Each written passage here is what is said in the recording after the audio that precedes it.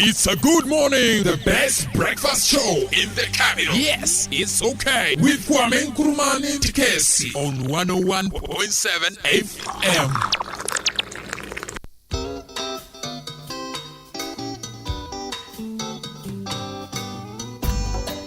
Asampaetia Obanyansa fuso obunuye wonka na asam Tema futu sam kakre wa asupeme Yo kofi omaya woman Omani ya mama Yenyi baby ako Wachata ya wareni Wonsom wanyinyi pa Asati pa wofyo Yamo yembera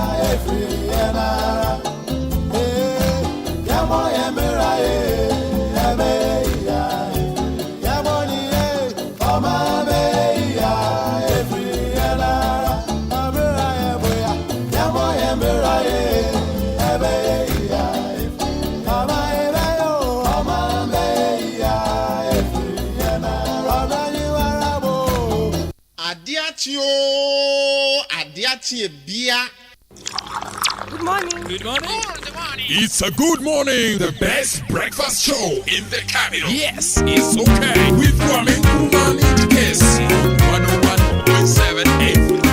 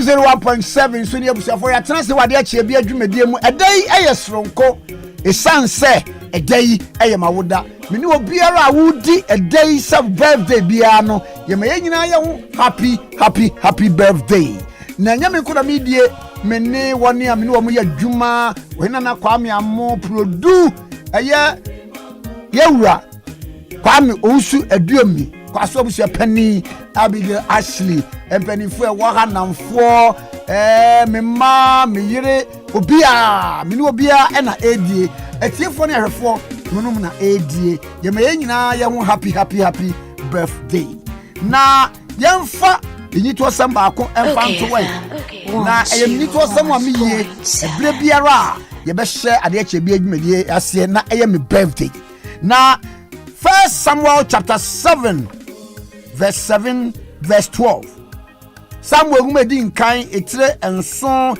imu edu emienu ontie onyankopon asem ena Samuel fa wobo ba akodi si Mispa ne sen entem na watu ni din Ebenezer kan se ha ena Awurade aboa yen ede ya besie verse 13 na wobre Filistifo no ase na wankoso ama Israel hiemu bio na Awurade sada Filistifo so Samuel ena nyina na wadani Nkrumah Filistifo agye no Israel nsem no ma Israel efri Ekron kosi Gat na ehwa asase nso Israel gye Filistifo nsem na asomdue ba Israel ne Amorifo nsem Okay FM. Hey Israel force tramu na wako wadia bene Filistifo ta wo mu afi Goliath pen so e dia bedru ba bia na onam na wo dia bene ne meditia wo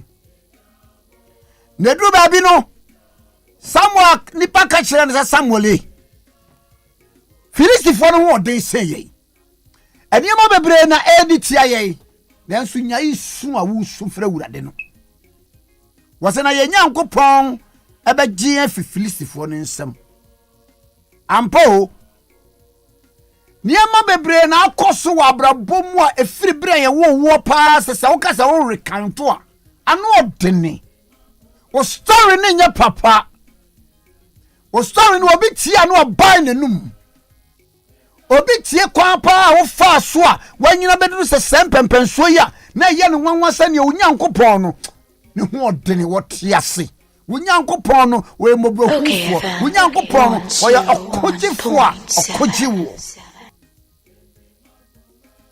edu ma woda se ya me kai niema bebre esie ebi wo mpa meni wo wonim se ade no it will remain with you till you decay kwapim se obewuo esanse wo kan kula nkrofo nyuni ade nyame ayama wo edu ba bia obra no ye dia no odwen ye osedabra Nyankopon ni ho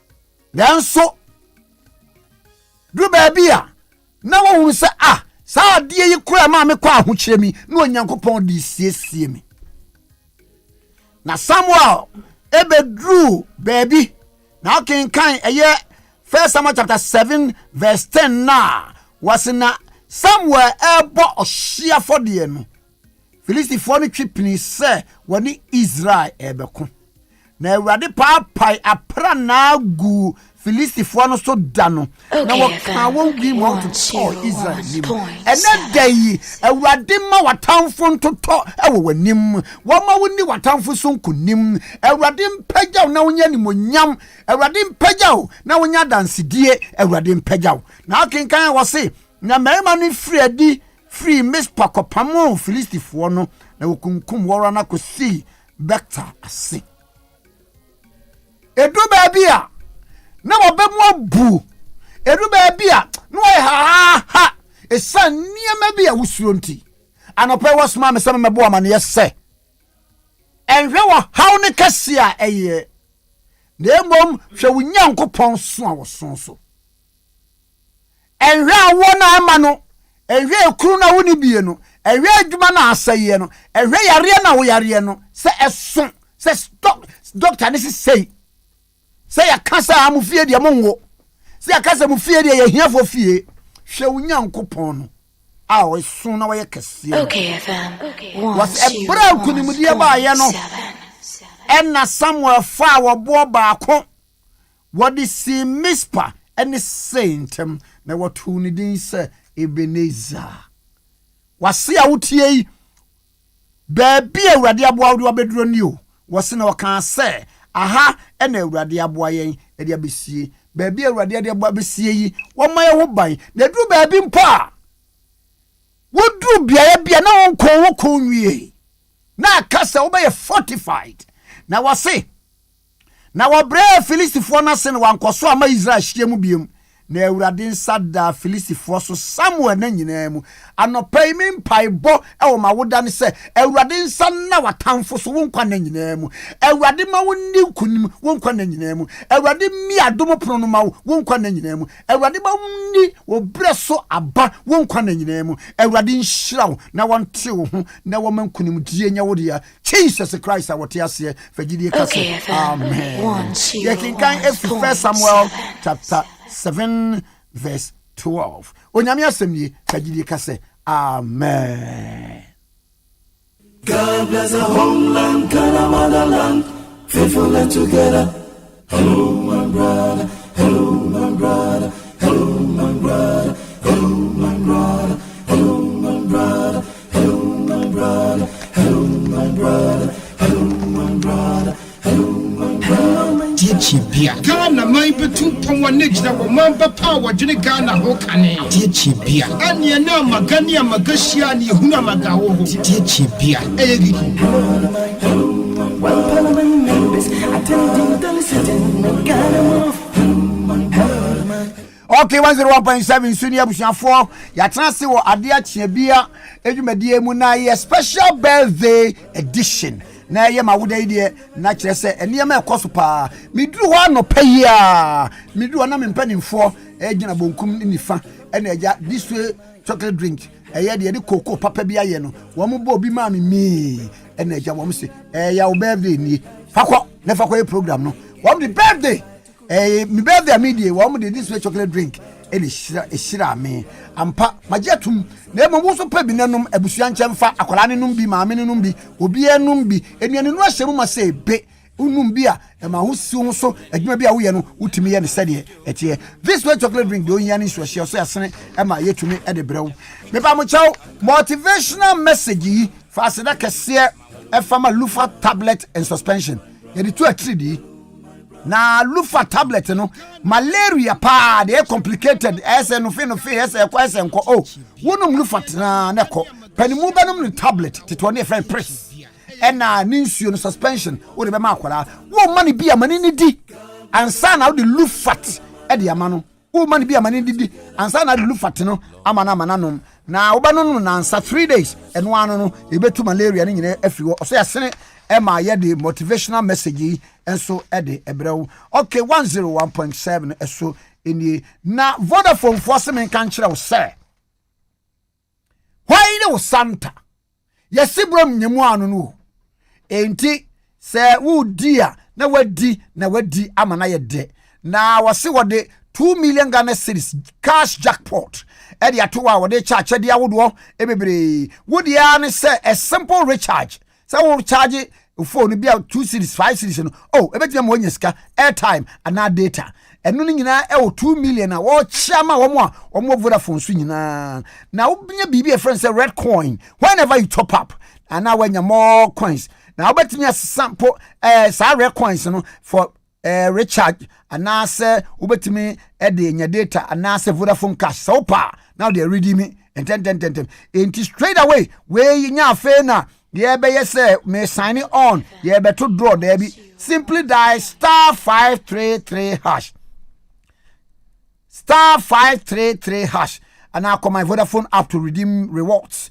No draws, no sign on. Ubia your winner. A coso on Vodafone. Terms and conditions apply.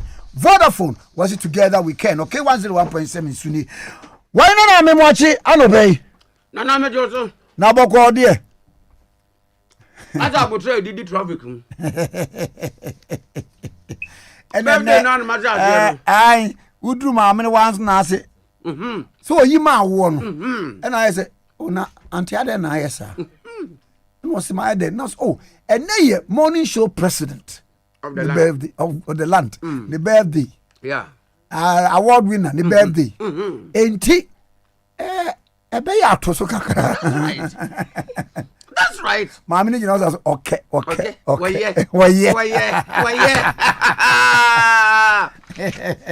Nane. Yes. Adukudenza wo birthday no. Edruwa yenye hu de date say yenye de ne say. Wo de no. Wo mo madwunu hu esie no wo mo mpe dede.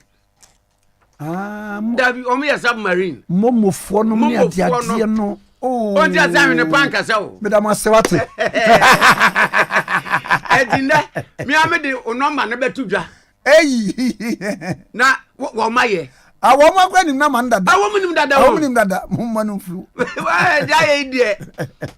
Ya shase anu no. Ya shase anu no.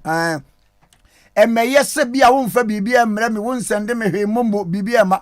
Esa wo se umi ese memunamuna bi saa na ese wo twam bi ese wo chia.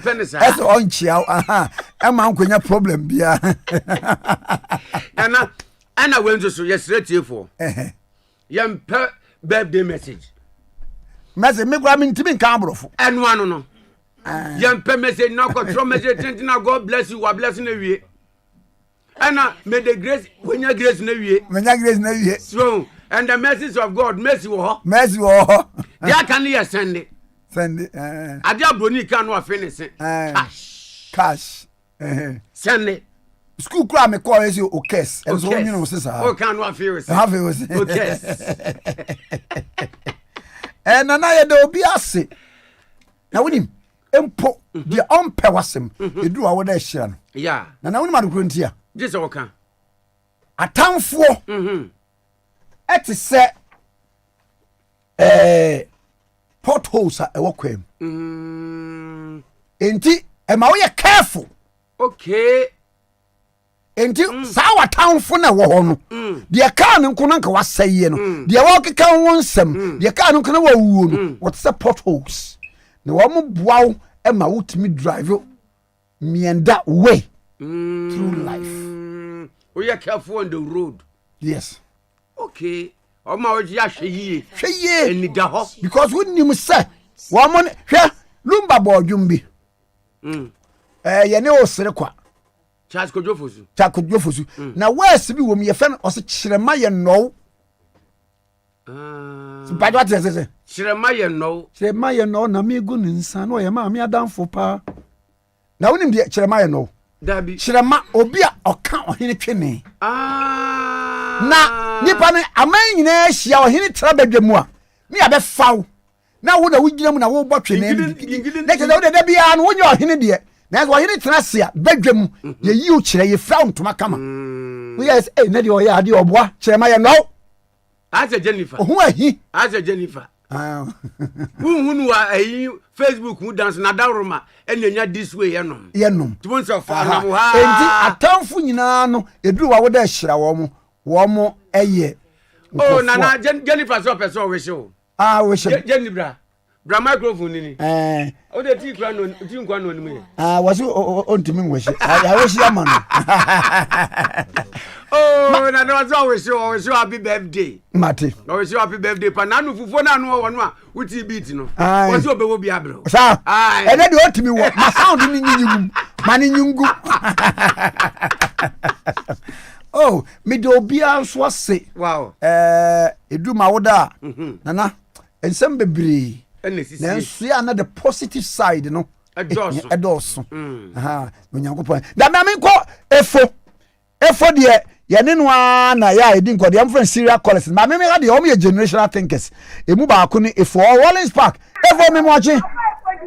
Kwame atrudo Tikese. Boko efo na so Kwame ene anopa we utri nkwa o. Mitri da ase. Odi fiani okay my omo no mo ye mfe for naija okay my for papa what they say Kwame so what you say bin daddy yesi Kwame so my kan za obanya for yegu na ye kan asem sanity yo na e dey be na so Wallens Park Kwame Nkrumah Tikese anopa ma nchi autie nyina na enie ma chi worori paka ye be strength in force to see a wontu omu nan no mu bra worori pa enie sa de force wa ha ti ano wan fi Kwame ye be system a se ye be ti na anya ko papa eni se ye tro worori paka ha de nyina sabi ye di ye duma kakakakra ena ye tro ha na ma fo ye container dia chichi park ni so ena ye le fo ba se obu ye ni container ni nyina fancy container be ni container ni nyina omuta hai kapa Kwame ye ba no paya obu di container ko worry park obu di container obu get the contract aye adia to ami obi ba so ena Kwame e be chanto kwa si wa ha no pa we ni na ye ni pa obu be ye ta container ti say no se why o mi anopa ma ye contact the brain ufra we ya obi so obu ni mu fi obu ti esre eno na me pressure bi so Kwame die edi me ba jo me ti ase a Rollins Park no enne mo sori ko eduada no pa container ni ya be yesu obebre Kwame Saturday ne ye ko na container bi antra wa aha ni ntra tete ti ma ye container o ma ye ti debre na tete o mo sa di kwa be sa ba be so anti di ye ko so tete no die say ye strap ko na me ba jo wo busa wo mo se wan na be si wo Kwame ubisa obi umu anipa no mo ye ade tete ma ni no ba e me wu ma no ni ni contact oda mami ni ni contact mi tin traffic ka se mami ni anu wa sha fi ana se enyo no no die ba ye okay mami ma e ma ni bi gira nche mami ni wo mu ni nkobo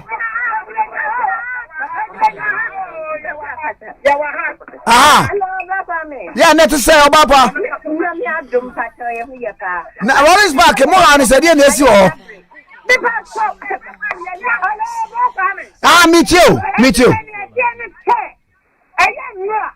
you know ya the container ba be sisi ha le wa plani dem 20 ko ta dem ma me ko communion me ni di mi ka me ba afa kwa me ba ya container ba bi ya ayi ya promoting plan ho nyina ya fele wa se ma woni ya ma no mo ba bi ya ko ju lo ya try ya se ja nyina la ya di container se ta nyina na ka bra fa mi ne papa mo ampa kamo se ya na mo kan try ya se ya ma mi ya din container be tu kia na mo ba tini afa ni ya no na kia di kwa na wi akra na ti ya tia ya lo wi na mo ba ya kra ya de ya ni mo ni saka abaja man ka ya ba ran container ba ya container na ka ya tu ma to wi de dada ka ka me na mi kra re ni kra no wa ti na fa ti no ya ni na ka ka me ba ya ti anya ka ba o wa so no ya ba ka me judi because the right way to what is here.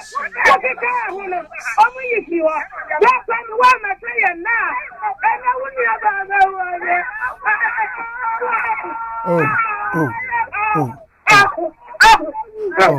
yeah. Areho. Remember what they say. I did back where having it. I do wait, I'm afraid the head of who think about not the MPP, any president that they won't. I didn't wait the afternoon. Every phone I buy on the Muslim. And to me, the person you come out, over my many of us on Casaway. Yes, also, what happened? Come on, minute to say. Now there any sui. And your friend here the container message here. You buy container na ya ha say pe won so and on Nkrumah kiti bebre abetia that ya na the so Nkrumah na ya yo me dey minim and for so ya before I don't you to go for no mo ya juma no na ya to board mu ya ma to go for aba ya amampani ba ya campaign o kasa container abetia nyina wow Sunday ya ni ha Tatwamba ya hanya also they do had da ya kai no bebugu ye ona bebugu ye wa sa da ye bi na gba mi yewu ni ka bi so ba ka so ma chira o ati sister na kwa mi yes na mo bre mo ma ye why mati ni o sa me we o ba ye from kwa se be ye no ye o ba ko be bo ye ye no ye be di e ba ta mo bre mo ye so ni mo chi mo bre mo why yeah mati ya mata na ye duma di why mate Mate munka fra why bibia ni ye sa from ne evo ye be bo dia from Amelis Besaki yo abai no obdi ni tuma so kura na me for eti kuma anti mestre abai no tuna so se de ko so eme mami no wa ba mi senu mi de mi ti nka se onimu ana so onimu ko ni ga na se ba anti no mi pa eme me yo ofa mi pa bo fa wa aka you for your dibu mi pa bo fa wa yi shi no ba running back bia de no mi pa game onu pai ni sipo onye no ni mi pa nye fe nye fa kesi nyeba aka no ya no running back na bia aso ko edan ya bia wo wo pa nye fa aka si nye yesi nyeba aka si nye sipo ni gama no ni no money fi oni nyeba tole no fe water si no wie ni aka no ni ba kanye kwa na here no ni ba hi ni wo pa nye fa wa mate benefo no ni ahemfu nyina mo sori ye kwaso no obi ani bushi de bi na ba mpa mu fa ye stress ye nyina ye wu ya kwaso na de kwaso wa kwa mi ano pa ye ye kwaso mi tie be sire kwa mi na wo bibi obi sta mi obi efo eye mebo mo de se me kom na Amelis Besaki wo na me na kwa twi komati bi mi nkoso nti why mate meba me mate vera se pa bye yes yeah that say efo ne ne twetwe nkomo no okay 101.7 so enie oh me birthday kama na we na mudi hia me enya hwe yegusu a ye behwe se de bibia besi akọ oyina na produce obia uye production yesi monitor koko mimi monitor koko ma koko no monitor no koko na divide eh ne wadi e jollof rice dia na se go betu obesi wadi monitor koko na monitor koko di pe hwie koko agu cap wo se monitor eh Isaac pa o se ba ko na ye mana ye odi ana se e yo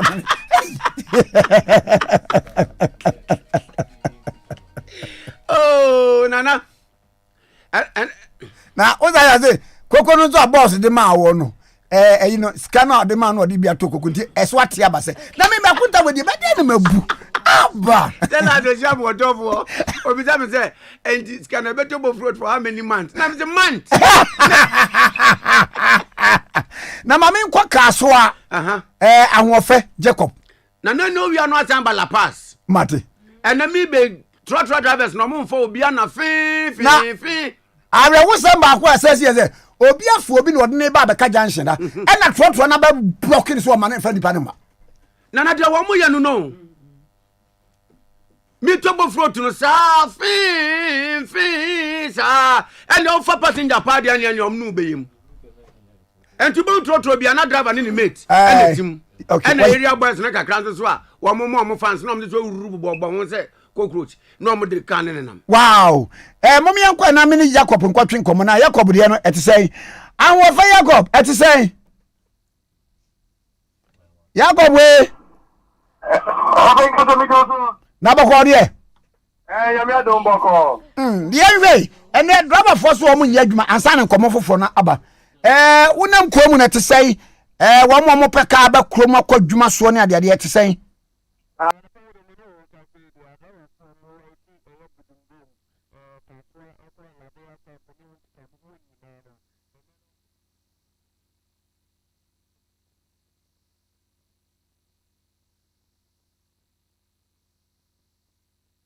aha me ba cho awma we no problem wom kakrantie de foforo frɛ no monfrɛ engineer Karim emfa mame nana Karim fie ne fɛ ya Karim ya ope kuma o ba story building na comment bi amete no wa oti yanka wagya kan ya Karim ba cho apetesi dia no so bere mi telephone ma me why David na sabre woni wadan for in fact in fact so ni birthday money birthday ni ma me ho me ba good morning hello Karim hey o ba Jacob ni o say de be die ni so onu so mu anu nyina na te wonti enye bone na Jacob me say it say e what traffic situation yo me no ka say de o free kaso na o di we ni kire inkan dia traffic no e di mo a traffic enchi e san say and then drivers no do na anye ejuma omudi ko jan abobo mon cars no obi sa ni omo kan ni say petrol boy din enyema bo so aye udi wo krom after omo ya ban kasasa aban enfi omo ti no and then the omo ye sit down strike omo nko kwan so ko block road na emum omo de ka ni si ho omo ma obia enfo car no sa na koso ewa around na emu se patapata de bibia nsie ne mum drivers no na ye mo omo mfa enipa na ebi won so bo se car na enam ho na kwan ni mu ko na so be stop ni sa on jina ordinary empty ino mo de call runabout omo cha ka so runabout ni hu shia sa na ekoso intimine ka se de nkofuzu jina kwan ho omo pe ka akofia omunya inti so ukaka na wo usima na wape taxi na wafa ba se trotro pa de ebe dem pa na mo ma ka se omo yes akopim no 12 o'clock every 12 o'clock de omo messa se ayi jo ba then e bia na aban ati omo sufre na wabe yomumo na mamimre yesi omo kwashi police station e waka so a adai yo mini ka se de Ga South Municipal Assembly no be sem butum mienu ni die ye ni omo na enya asem keto amikra mata ne sa isa se krobi wo ka so bebi fro hotel bibia no to bibia no wo domi eni hu nkika ho okọ ye fene se obom eni hu nkika ho nyina no omo nyina omo yisu one police station aji sasem si wo obom ana se te bibia na aju uba amasama asana wa be complain na se kaswa na sa bia ni nyina so landguard ponkwa na gu homo enti so obi twitwa wo homo obeba kaswa se uba be fa a police for e ma omo ache no ubedu ho no na nipa no eja ne ko se obi de sika nta no kasa uko amon from case move police for bedu ho no na nipa no eja ne ko na enye se police station ni bi eni ho na yesibi e wo domi abna yesibi so wota bibia na ba na omumbie ano ye nti abanka chipenia o Ga South ya tata ne sa me ko kwaye stories bebe e ma onu kwa jipine se omu enye se ebi omu mpese mbe na mom no abaduma bia no e wo nhihye e wo ho nti no ye mo mbre kakra enti na wo ti mienu etwemu yi tabibia no domi abra ene hu kaka ho fo ene na ye fe MT ni contract kasae omo jipine se eye enedei omo ba bebie police station na no ente no sa no o so mo bodo ajo mu twa kwan no so na mo ye niam ba ku mienu wo ho omo ko twa kwan no so pepepe ti se senya aban ka tipeni kae no eno light ni omo de light ko shemu enedei eno mo bebo data no mo bie eye police station na no eye Thursday ya no obi e di petrol akogu eye police station no inside Akye just mo amenu ka se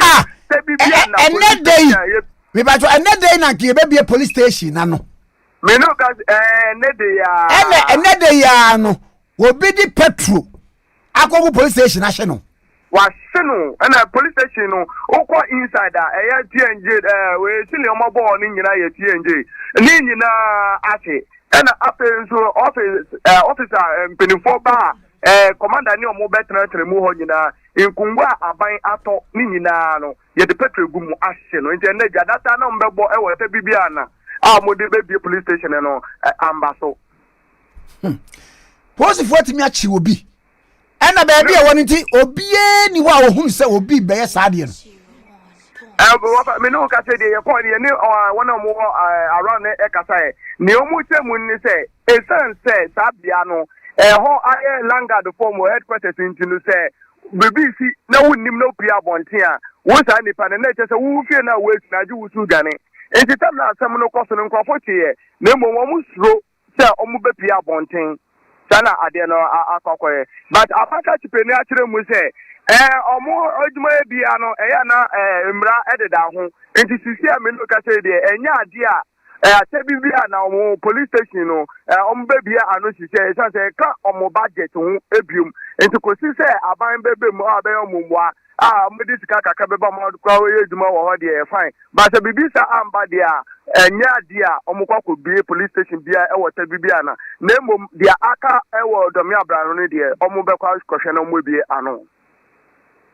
Jacob koso bibia na e be sa afre wai mba cho mba Besme das yensen chro ni Jacob Kubi UTV reporter no na arewosam ni say police station yesi e wakasoa ne mpotamu ho ene ananka police pani ekoya mamra ne amane amya bie anadwi wo bie twagya kotum ahye no yensuban no we mami fa we ne ko ni mpacho aluyas gripe water wo baketwa no wo suanadwi saa twetwe ni mu uma na duane woni ebi a pain bi ena wo ba bi na akwala ni 20 bi nkasa won eba saa me pacho hwehwe aluyas gripe water na mane no eno an beko anasa wo se ese diarrhea kakra wo gya ne nan kakra bi wo wi atips wo yimframa akwala no ebi wo kwa na ne se na efifi but won timi nkasa enti no ontimi nkyese me ha na emia na me ha na emia me pacho ma no aluyas gripe water na wonom na enko Alias gripe water no a herbal product a free India me kamfoma na minyanma batai won bomode ne pem na mo pe box purchase na mo pe mu so ne dodo so no Okanshi Drug Lane na Plaza Building Elohim Pharmacy at the Power House across Central to do opposite the mosque a flower station Kimbu na obenya Alias gripe water a 2 akogu wodro store pharmacy ni de keka ho Adabraka opposite Meko Madina ene ebe Meko no Ashaman opposite Manya Club, Aluyap's gripe water, Bomadi Nikopebi. Name on Kelmet Pharmaceuticals, and Aquacofa, Ediaba. Na Jinambano 0240 37 30 49 0240 37 30 49 0552 66 77 12 0552 66 77 12. Okay, 101.7 so any nana me birthday wunim dem ma eni pa nyina nana that royal interview we ba ho na ye wie niam ni na ye di ama ho ade jeda na wodi interview su pon sa on gbogbo wunim de interview no so de ma me no bofro ba ku cha fo me sha kan fun ke fe wa be se bofro ba ku 15 and they free has a say football okra na 11 ejina park and so all reserve to go back 4 ade abix yes winim Abia eni pese sa otia se wa abrabo mu nyame ewo die nti odo obia ba wiase that's right nya ni pa nyina na nyame boy esi emenye skew. That's right. Obu a wunya skes kan bekum. Ebekum. Eno kre. Oh, you die. Oh, bebre wu because of skill wo munya. When ma do kro ndia. Aje wo kan. Oma wade bia wode sunsum tai ade nachi. Oh, okay. Obi owa nyame bo wo se. Besom. Wo dia no no. Enti tiase se wo nhira ne se yese besom. Enti wo nhira na wo esum num. Esum. Obi nyame bo se be yesofo. Aha, enna se ade na ode ama wo no, wodi ade bi bata ho a ebe mu afidie wo ye no. To show you concentrative. Yes. Me ma example. Adwuma ya ye a ye di buku na kire ne ade kakra krai. He, na be ya ne yese, Kwame Nkrumah na de okra oyire. Oba betena adosum. Dabi. Ba won faso se ma o man. Eti awurade wo ma nya sika no to that level. Eti wasi kwan wo sa de ne danase. So okwa wa ma kwan na osesum adasa. Na when your opportunity esom. A privilege. A privilege. Aha, wo bia ye leader. Wana be yakwa. Na wakoto niam o kantamanto pa ne niam no odu. Na wo twi ani abu se anaka e furu omo we. Oh. Okay. Utimfo omo hia. Exactly. Ye nyina e leaders ya. Wan e na be sumu bi. So. Professor Frimpong Boateng kan se bi kire me na. Asem no mu e medu pa wo se Kwame. So ko restaurant. Di odi aduane bre wo. Ya no adwen yo se onu na da bibia wo serve wo. Was na de okoto meko ne de o soja ne de wo ka banku ne de o yi sika e bia restaurant wura no wona aduane kora no onim ye nyame se wonyi sika no mo munum ye meye enti nyame nam no so yeah na bia wo won sa akwa no. That's right. Enti wo so sa kwa no a wo so de ne sa obesom. Da me catch am say ye chew eja sa kwa misika. Wo de ye nchemu edu. Ne ma baako. Ana ye ma nkono. Oh. One here eni afa be hye. Adakam straight. Ebe hye ana bewu. Musam sa ben. Na na den. Nyame ekye wade a. Na wa kye onyansa de aka. And obia ne nyansa be bi ekoduru. Ekoduru. Ebi nyansa ntumi fa manage that amount. No. Oh, me so obewu. Wo da kura won na. Odi bedi die aduane bone saa de be kye na da ya wan sore. He. Obe sa. Enti nyame. Die odi wo besue. Na wasue ho. Na wasom. Na mesi hwamodie bebre ho kora yinhira.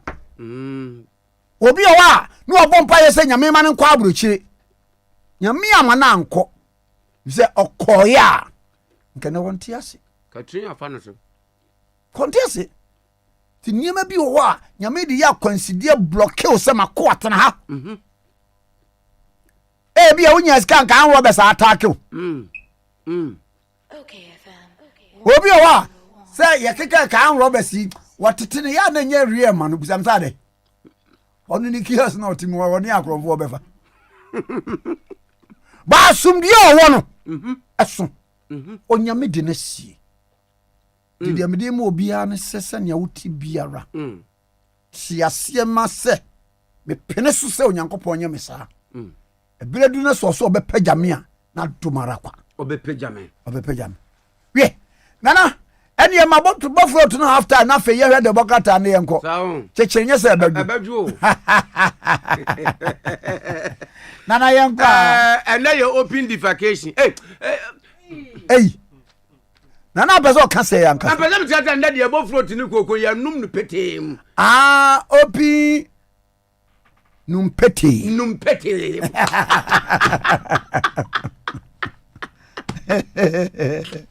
Wow. Yeah. Probably wani na bi wa hawo. Go de so to afre ye. Ai.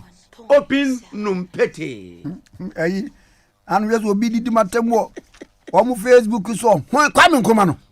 On course school da man document go ntimi kan am so na anim kan fa. Wa na ko kan. Ko kan.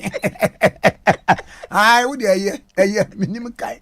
Who na anim kan ko. O ma pia credit de wakata no enenne. Kwame Nkrumah Tikese morning show president. The award-winning morning show host of the year 2021 and 2022 and beyond. Jumedia watijom say otiejom Adiache bia. Morning show. Papers na da menim no mapia chronicle de wakata no ena medidi kan. Na mabane kata fa to so mienu. Kata fa to so mienu no oba mane say. South Africa man pani ora se Ramaphosa. Na watwe wie ye no wo Ghana ha sei. Na no memene da no. Ena man pani na nado dan kwaku ado edi wo man anim. Eto pono dina. Ema no ma wo mo eno no kakra. Ejo mo bo ma no chede. Na ewodi na se na Cyril Ramaphosa. South Africa man pani. Ebo man pani na nado dan kwa ekufu ado abaso. Ama ni moni yo. Moni adwuma. Na wo kanfo no. Senti ni se man pani na nado dan kwa ekufu ado. Wanu ni aboni di so ye African of the year. African of the year. Ebibremu nipa doso. Echen oledi etrimu dwene. Ebibremu nipa doso. Echen empoano anwea.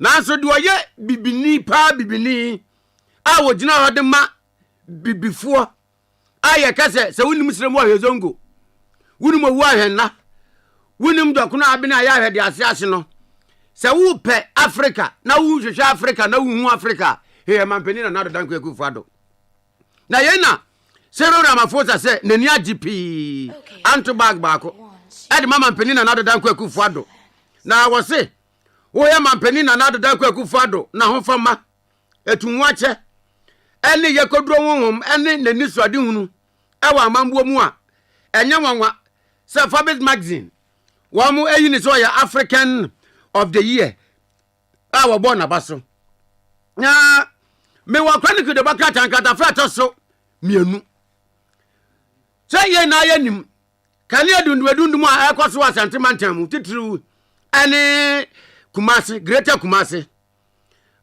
last week kura ene watisi gakofi ene imenya so akrawuri ene brawuri ye ne na so ntiaso kro bia yere fia asante kotokoyene watumfo se tutu abebio wadena no tumu bie se kane adundum na akoso Kumasi na myenim nie eya jinsem ha adwen pa na akano ka no pa ene se ne da mu ne manyina se mekase asese TV no obesa na TV ni bone ni set navigator bet na wa be 30 minutes na mai air condition no obesa don hwere baako na enye enwunu se ice water mpo dem wo se incubator mu na nanyama se yama ayon kura ye de beto otumfu atade kura mu ahye akwa G-box ayon ye de bidiegum na kura wo radio ayi no ayi ni bi deck oh na wo deck yi ayi sinini bi ya wo so bonsa na life bo de na deck na ayi ni di ba ko na e bozi ni bi no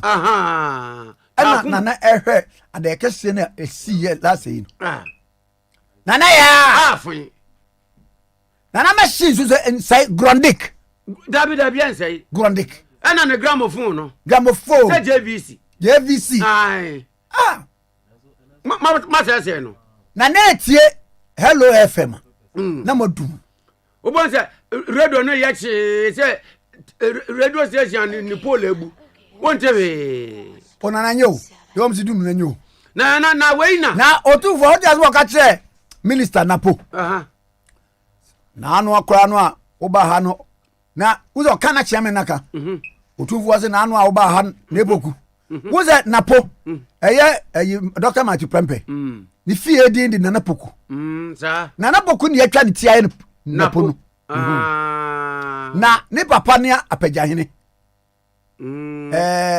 pagahene ne nana ne papa ne de Prempe ne papa so fie ahemfie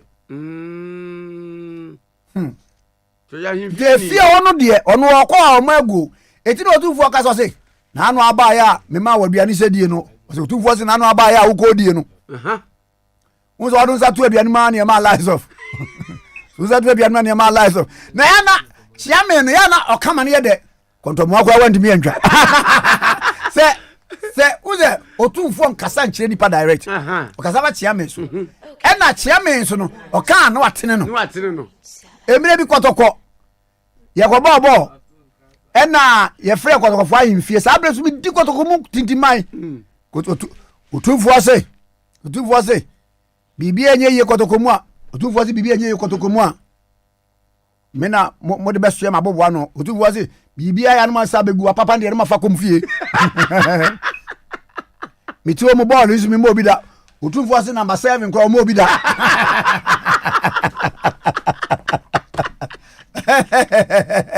na kadako bonza siamin ba ka otumfo ba ka mangata debi o se unim yesi wo hine ka asema yetene chiame anu ya yeta kan word bi kwese chiame a woni mu asem ka chiame bi ani ho a oni masem ka na chiame anim na sem ka wo se na wasomu a waka asem a wodi asem se chiame so nsa na wa mo hene ati na nanya oya na nadia kan na me kantra etiefo e okay ne me ba no abeka kwa ba ai na se wo kwa ba na mo betema sum sram betemo do oromanyafo John Kuma MP for Adweso na me birthday ya media so me na edie and na we need deputy minister for finance di birthday dia na chese na sa me misiano misiano wa papa birthday na se okay awa ajirenga no ba misiano kro be ka chiro okay na unim honorable John Kuma ho ebia wo tete ne voice ni ade obeka se enipa fufuro bia ma na wo sia no one ho na wo jusenchi onu e de kan fa tu bra wa bre party no hu no yeah ni e che no Meti obi onim ni pa o nsam ne wo papa birthday national hey uni je kana na nam wo za no jaja no so obema ne me ana wo mache open Tikese it's the nyame abdo Monday na nya ba happy birthday mitiri dase na wadawruma na mecha minian to studio Kwame amo ai ojos penny Kwame amo ai ojos pa sense me fan so the jacket sama of penny also the birthday no ya cannot said nyame pen na amen ati say we program here o ma odo corner so kwajin bible meye if you dey wanam to you okay ai papa na papa maba nche ya ya budget ya ye o ma ko masika ko yemfamra sei na anu ada metese ese mpani ko hia na motimi awi se bibia afedie asumdue beba ebra parliament betranse yo mama check phone na so nyame adomo anopay jisa hodo pi eko so weekend no na kita hodie se de Ghana for ehwe animu no se both side na Nkrumah na yenhwe kwan refa so a yedi asundue ani pepe yo ebetuye enti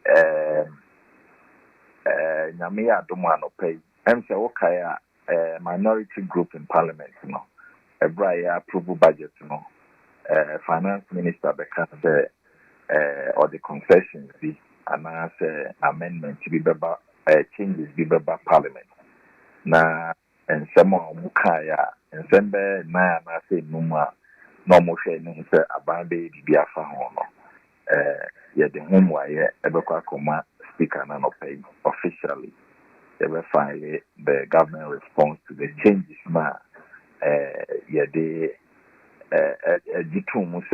as part of debate and also request of making no we will try and get consensus on those issues. And Tisania man ebetoda and they file officially to the speaker. 9 weeks no we are 2 o'clock. Finance minister na press conference. Now, or the content of our position, I take it and I explaining the full implications to the Ghanaian public.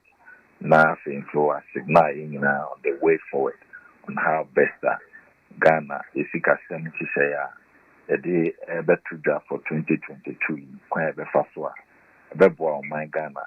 Na a day, say na a day, my bloom puntu. The Jumasem and then I said, now, Pamon to say, Nina, what the church at Ghana for. And that is where we are now. Oh, okay. Now, Obi say, Nana, we were honor, much in a time. We think I didn't get a budget and so I get today. No crew. Say, on said, as some of you can say, Yama modern say, you better trust now, Osha finance minister position right from day one, debate in the end day. Original speaker, new year request. Say, on man of prank. It was Friday. And since the agenda is changed to Tuesday, that weekend, a lot could have happened. And so now, Moshe and a life on TV. Speaker, need now to say, no way. I'm a minority group. More my complaint. Once their position say you will not engage him any further. Now you are prepared. No more 20-year budget. It didn't show commitment to dialogue. So I know na ekofa sa ni mai na ihunya no buy. But at the end of the day, ministers are from so more kwa. And since I know na ebre, we all have to hear the voice of Ghanaians. Peace Council for over the weekend, almost to issue statement. Being a minority side, majority side, and a binary government. Being a Shekwan Refaswa, Yabenum Asumdre Mo Asumdre, and she said, Mona Asumdre Rao Mine. And I think that my hardline position again, TRCN and that kind of we all have to tone down. And adeɛ baako sɛ ɔsɛ ɛte aseɛ no sɛ woyɛ opposition party you can register your disagreement anaasɛ your displeasure about a policy. But say one force it is not done anywhere. So you can register your disagreement. Say but it doesn't mean say opposition or say a fan or the a basa and I just say what to try by until we must all tone down. And I how best that we can incorporate everybody's genuine sentiment. Na omuntia just say aban no so wasudie say or say o mine sikasem no or she share in a way a bema obetumi amani program and then she say I want to start to home now so bit my age. Na ayi mami musa say speaker ayi abamba gbiaba.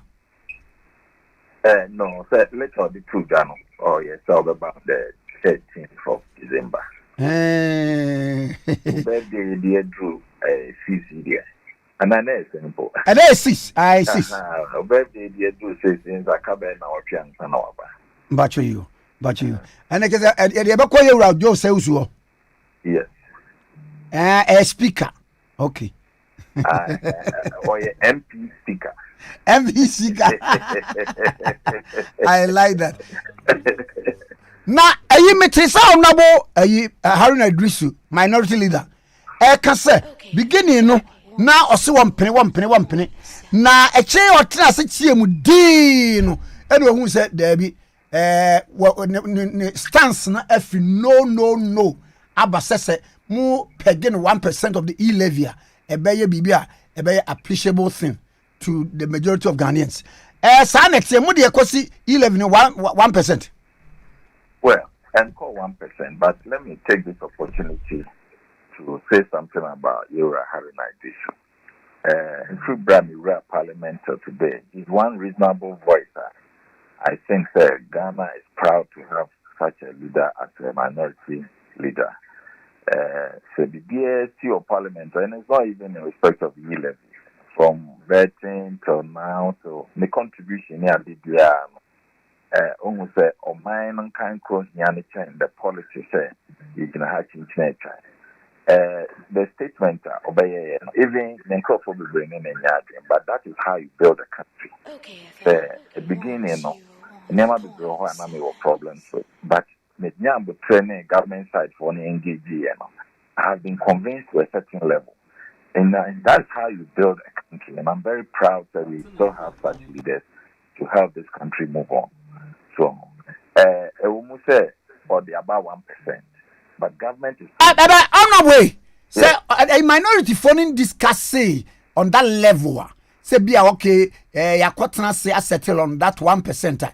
Say, bonus want to be mabonting, say, okay, if 1% not to listening to the majority side of government. No? Well, and so McKinney Clare said he was speaking from his personal point of view. But in the end, we will all come to consensus. We have to begin to see movement changes. And what inspires me is the fact that both sides are engaging. So, we see that's the essence of building this country. And until almost all my words say government side is not engaging, at least this is an evidence that we are still engaging and explaining every issue to both sides. And you did say you and Juma. Now, the person but Ghana 42. That's the ye I will move ye dealing puntu na ye sansi. So one year budget a bebwa Ghana not just a budget away a tusini. So 1 year budget a bit now boami Ghana quine near ye or in term soa. Not just a budget now ye and your papa. So 1 year budget a bebwa Ghana cabin by a bonaman on a subet. Now yet to me I'm making sure say ye quay nimuno. Ye bayan she say ye bet build your mind with less dependence on other people or no dependence on other people. Ayo mampeni so I do not Ghana beyond age, We have to achieve that.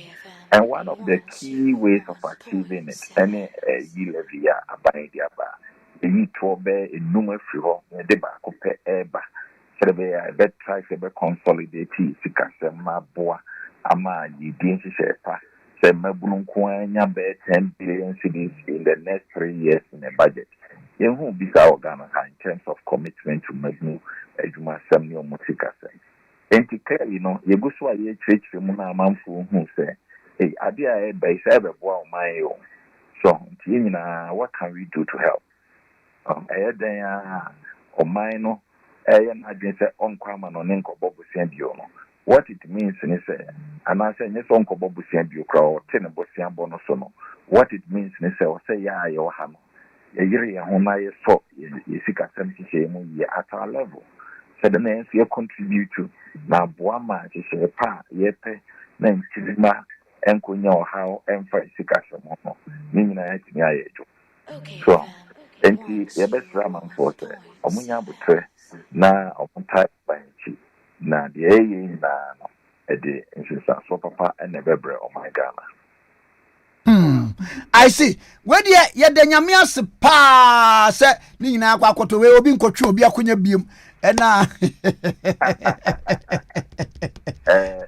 no so see no entwe yi kra na MP there argument and debate and they make a point in Parliament. And the Abia physical na we mebo na men no ntiase na ye be ko na ke sa se bia me kwa de baby na misro minister baby na misro ni se uze jo epagya ni mu no yes opagya ni mu se no na onim se ya pagya akonya no ena sabi jo susu ya na wanyanyanya sister obenya na ko enye sa ni see but na me wo chamber hobby oh okay speaker we call cry and summer did ni yekesia ashama MPF stage na kofa konya no ni at the time I offer konya no na speaker ni demo no ni chamber so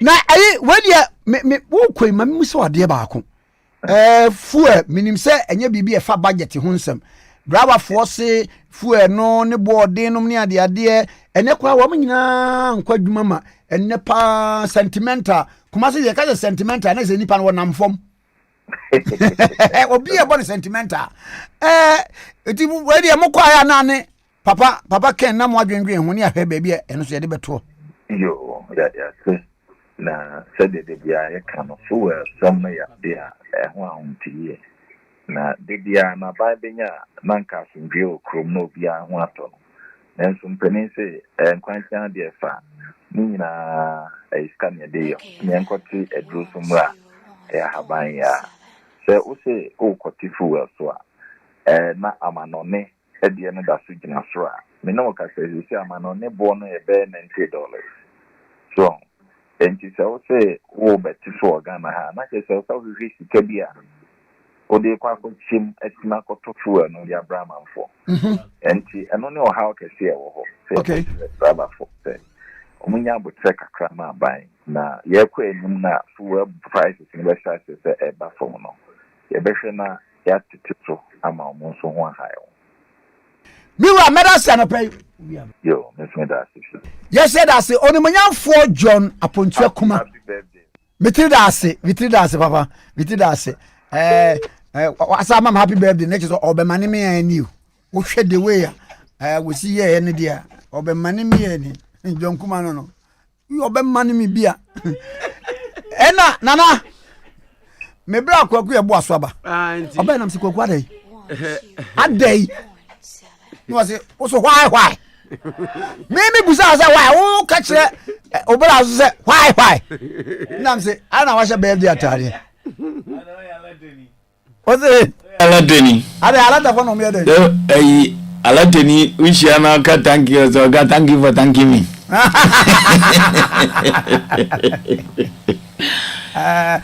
Me samo momo sami awku amane. Me birthday no so mama ba ntwa.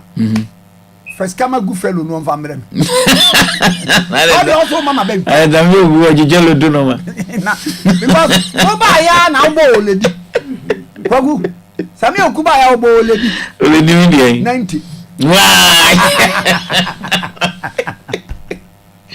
and I about 80 Obi jongu mo we de obe manu wa no why is would you obe man onu de na mi sia ize gu mo ana mi sia ize gu be ye dem mo eno so aso ko ye den owi ofi se china ye una na Kwame Nkrumah birthday na oh sorry na eno zi je se obe de no so ayede ni se de e ba no obe pe bag nyenye wadi ogun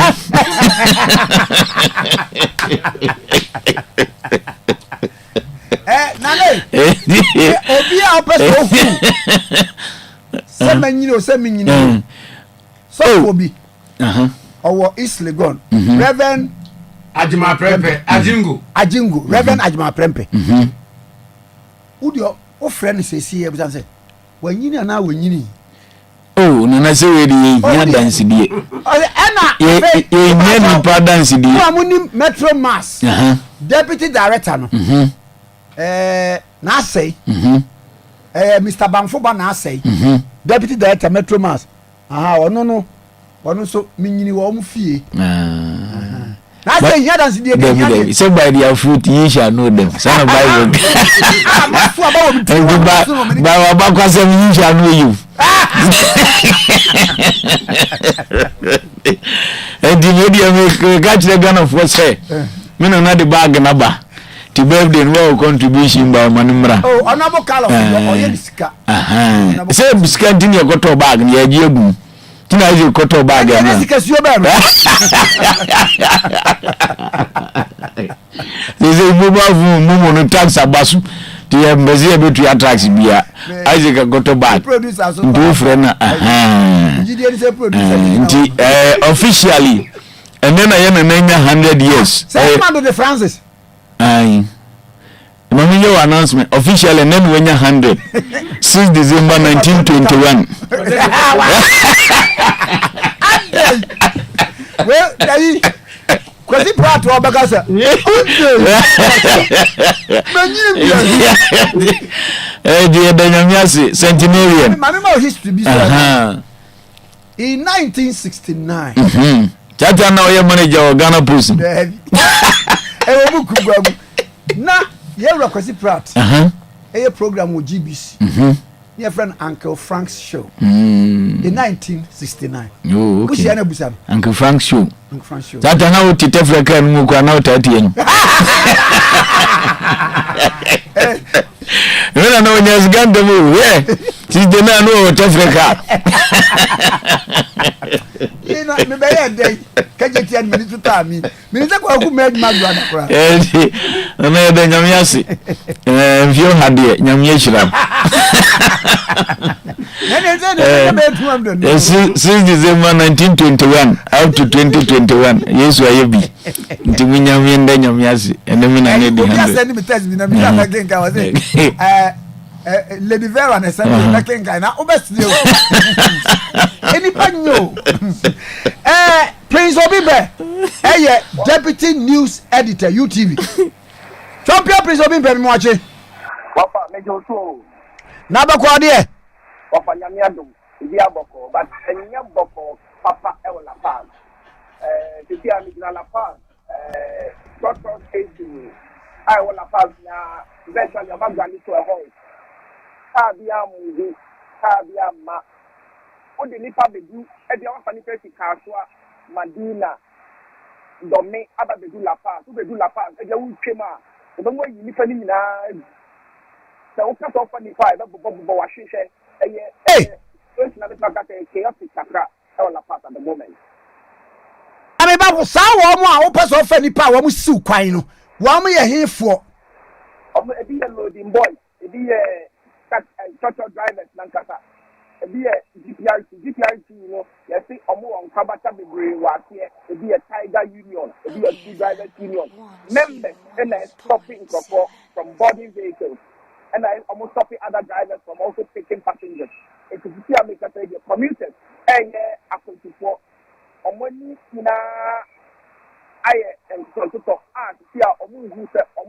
see a baby or more cool. Say, or more yet they are more change. Drivers no ever to come one day after or moving on there. Not at the matter school, if I like the car, many of Mokasai.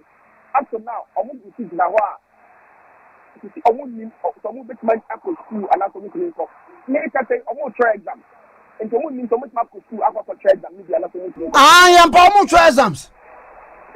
Yee. It's a difficult situation for me.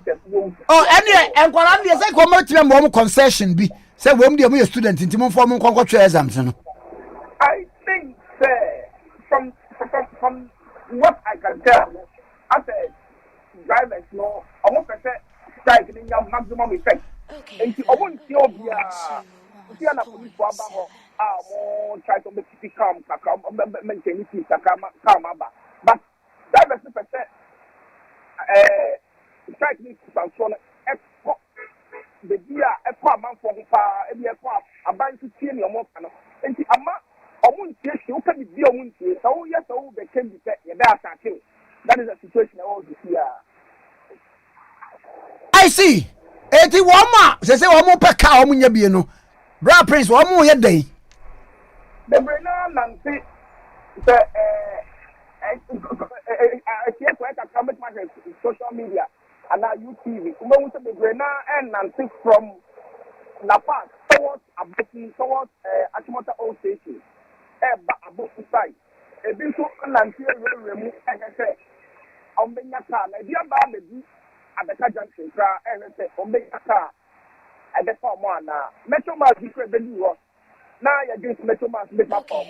The Metro Mass, I bomb my SCBC banner. And yeah, dear Nipper back to grab it to me, I join you. I far overload fire, I can't overload, I far overload fire because the driver of the top as many people are can't make their fire. So overload fire. To Metro Mass, if you do na ayi say wo biem ye nani so akere ya drivers ne say edi enti na amon fanipa okay drivers ne say a poor price is plenty poor price is plenty no almost abayin to mo abayan to budget ni mo man to say abayin to or to enti no mo first time but yeah say GTI cracker say e mo mo first time and we need to report kan one Northern region, a statement says, statement ambassador, almost on the first strike then. But Greater Accra, whose statement, we are here to say, almost 24/7 first strike, only for us to wake up this morning. And I had to see you, so, as a La Paz, we go from one to Nkrumah, we go from one to Taswa, committed, I am standing. Medina, the same thing is happening. And I say, and you're well coordinated.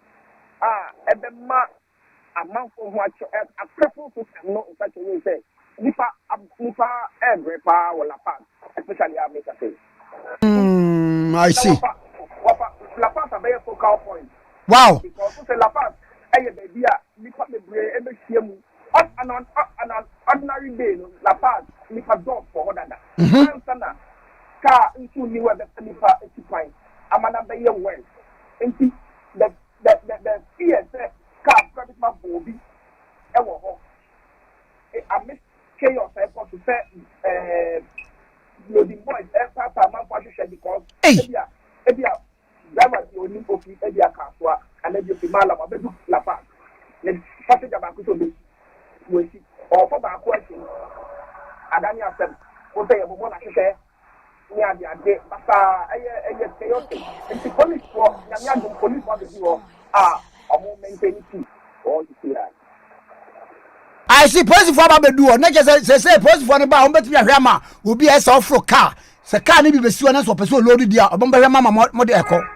Yes, I should think so. Then the pressure na so because people na good point who so who ni na say dia who ye e dia private car driver who say who ya make sure ho baby na we go start cook grain to farm with Timanja no for for people too fine who or because traffic like we keep if you on one side of the road or just say if you or back another side of the nyaka more to we keep fine you say that it's a good fine no police yes police for number because in Wow. Now be like scaffold be akosu between be a driver be any one person preventing the momo and so frocano. Oh yes. Ya papa ma hwehwe ni say no. Okay, the break any of my point of but to say over do happen or funny papa na say to pay out the rally car. O see at the point ya the next bad on see papa ya both on the mate ya papa na hwehwe. Ah. Enti no. Now onya dia wo si abekon say. Enti when me an kwan to aso and what of the car wa no to go dem. The dio ko dina dia ya nse de.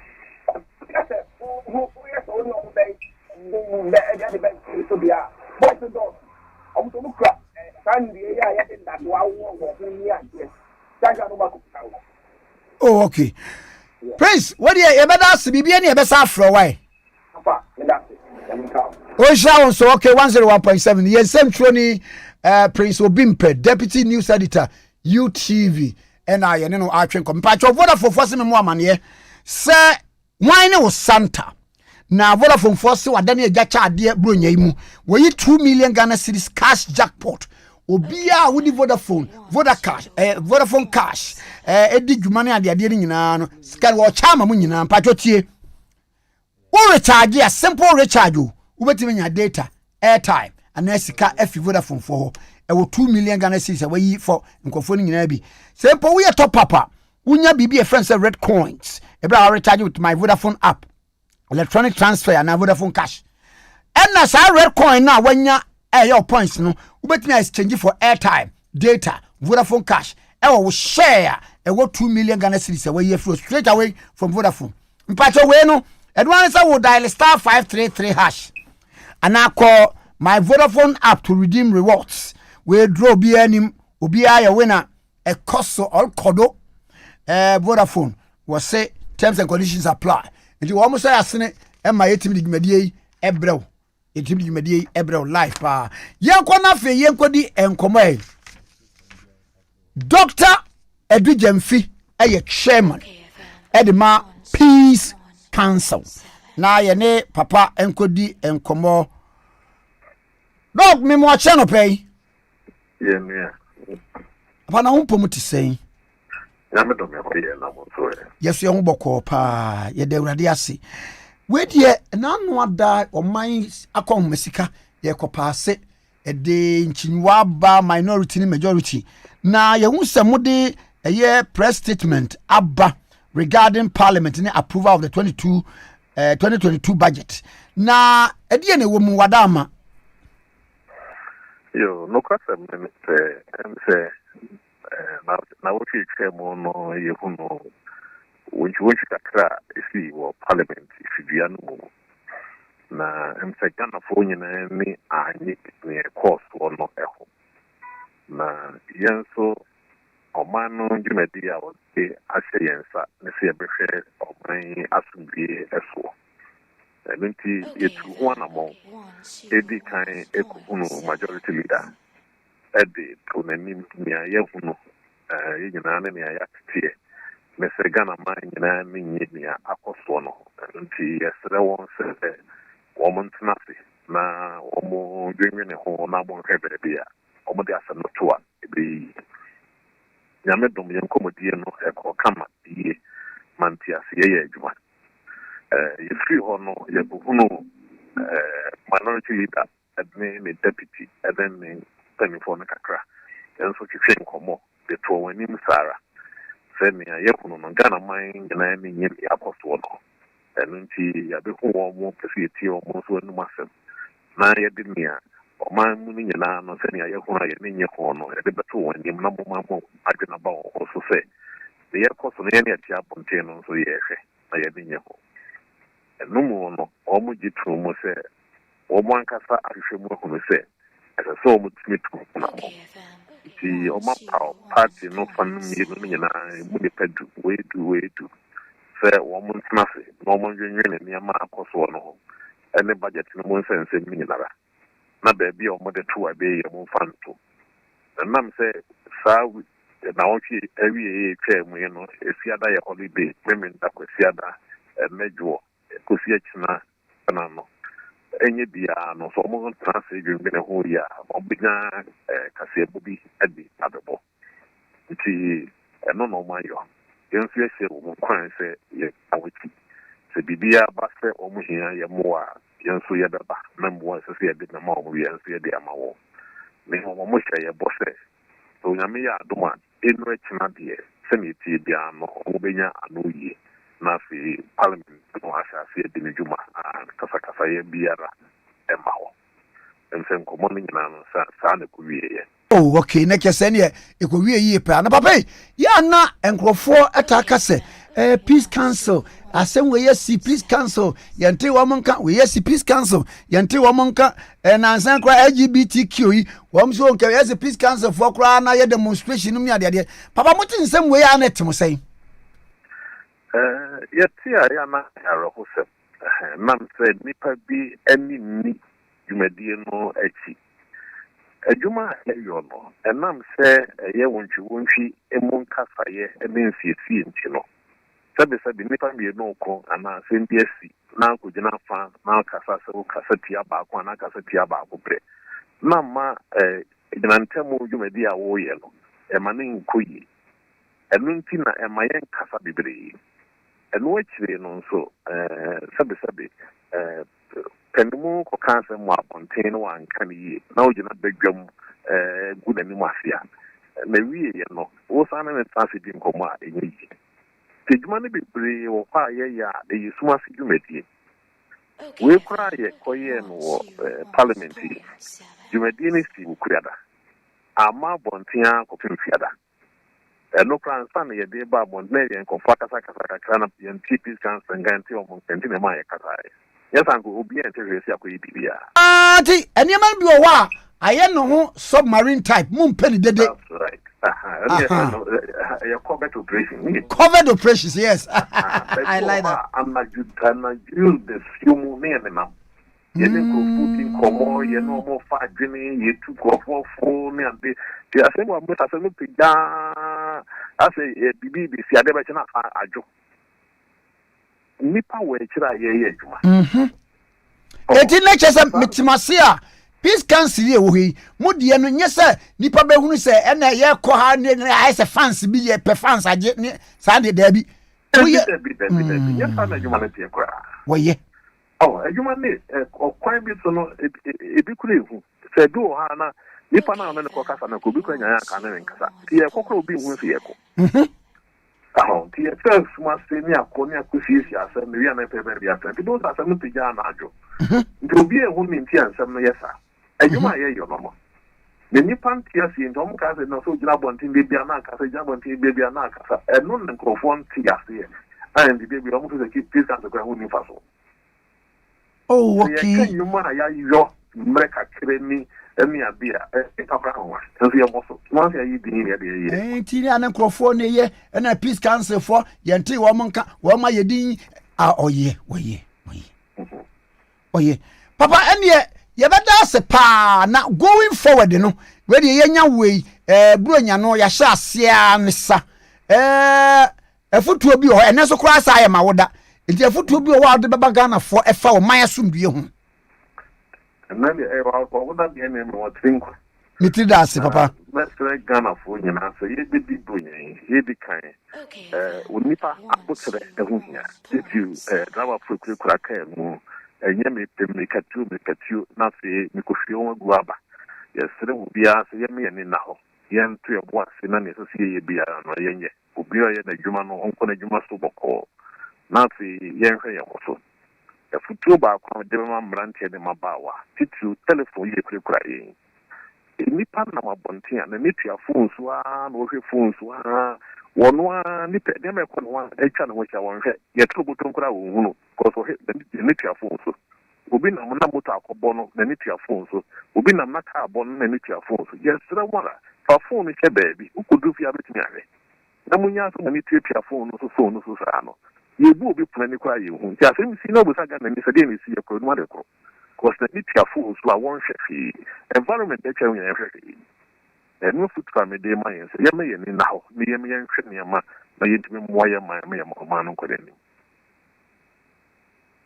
ba ye bada da se pa no we de me sre na wa bompa ya ma o man why ye de wi me bompa ye ya me tu fo ye da wa se so de o man ana Akye na wona ba dom fresis yo man ke se bi abibie mo yesere wo nshira ene bo dom ema o man penifo le woni di jumedi ahodo anim kanyina wo man mo ma wo dom kase no enkapa ye so ma yintimentrase ma yimpuntuo e wo jumedi aye nyina mo sheshira o mama biara ya kwani abedi nyina mo ma nsaso wo yeso na o man yinshira ma yumu asunje fitsi boya die brebo ma yintimentrase so woni se wo boya o do ba ji fa de mo ti amen papa da say amen Reverend Dr.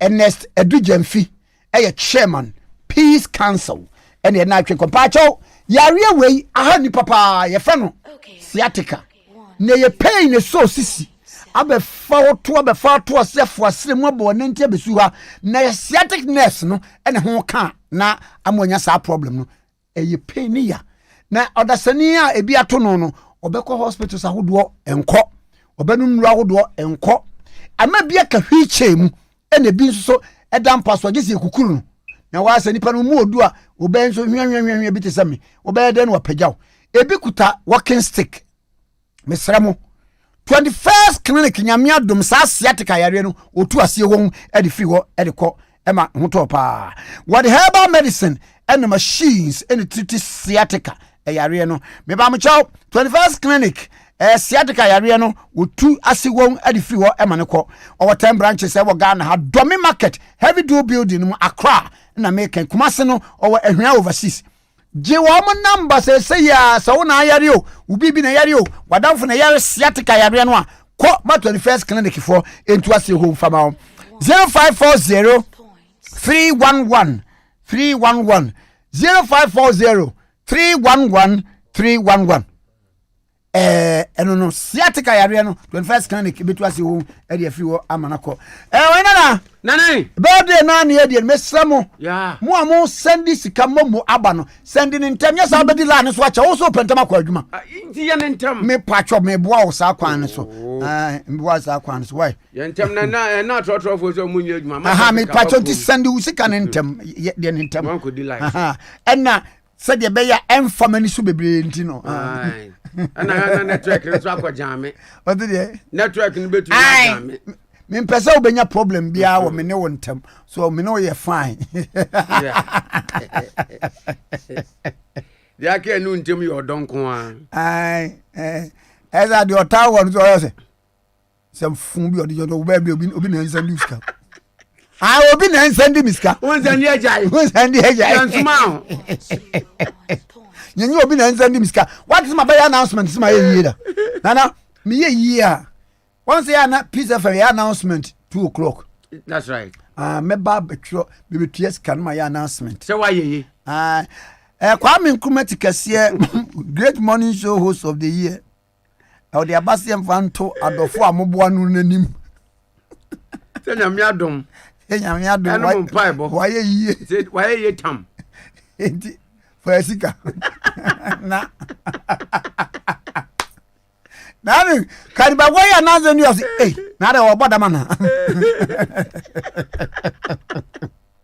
Nana mintis will be a bidao only nipa be set Guinness Book of Record no enu ko ebeche o na metiase aloloya me kwayesa amu maja me hwe wo ye nyanya announcement no as of now dey me ba jo bon kache me wo follow ya kwa mijanse won send ansa na wakokot lawyer Jan lawyer Kwame Jan Legon Legon lawyer me ba cho ma boy ni nko send boy tuntum no ansanda wako lectures wako lectures wadawruma acha nejo na ne ko de vagrata nso acha ne me mama wi huda o dabi na woni se nipa bebre awreho a wo mu die no self inflicted Wamwa na dia ma no ho wuti wei wa advance yawu no kra wo dwene ho wo dwen ho a wo kwadwen se boy bia ne wi school na anu hu no okuta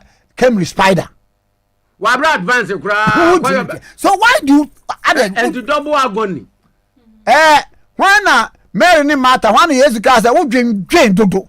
A matter. Okay, just a matter. What how who near me pee who do do? I say yes, you buy Mary Magdalene do need to hold one more bonkom. And no matter do so yet easier to. And what started compre and I make one of me and that was matter. What drink dodo? Ah, sister, what drink dodo? Worry for nothing.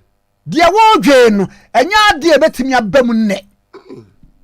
Nyame prince said utibia woman tremusa o dwendwe do ena meni ma afo na si so ena hwe sister yi wakwanye kunu ati say ni kunu no he wo hwe no wo do obi na si so obi so awu anu so unu obi na si so awaware ni kunu abu na kunu anu so anya na ni no nyonko ne boy akunu atwitwa na se fridge mu you see. It is a bad day na woodie na say oniska mo cross across the road to TZ no. Yes. Auto 20 square untimi. No my boys na ka chen say Tikese bad day ntimba cho ye mo ade no. Aya ma ne no so. Na ba bia nwu ma. Ewu kojoto.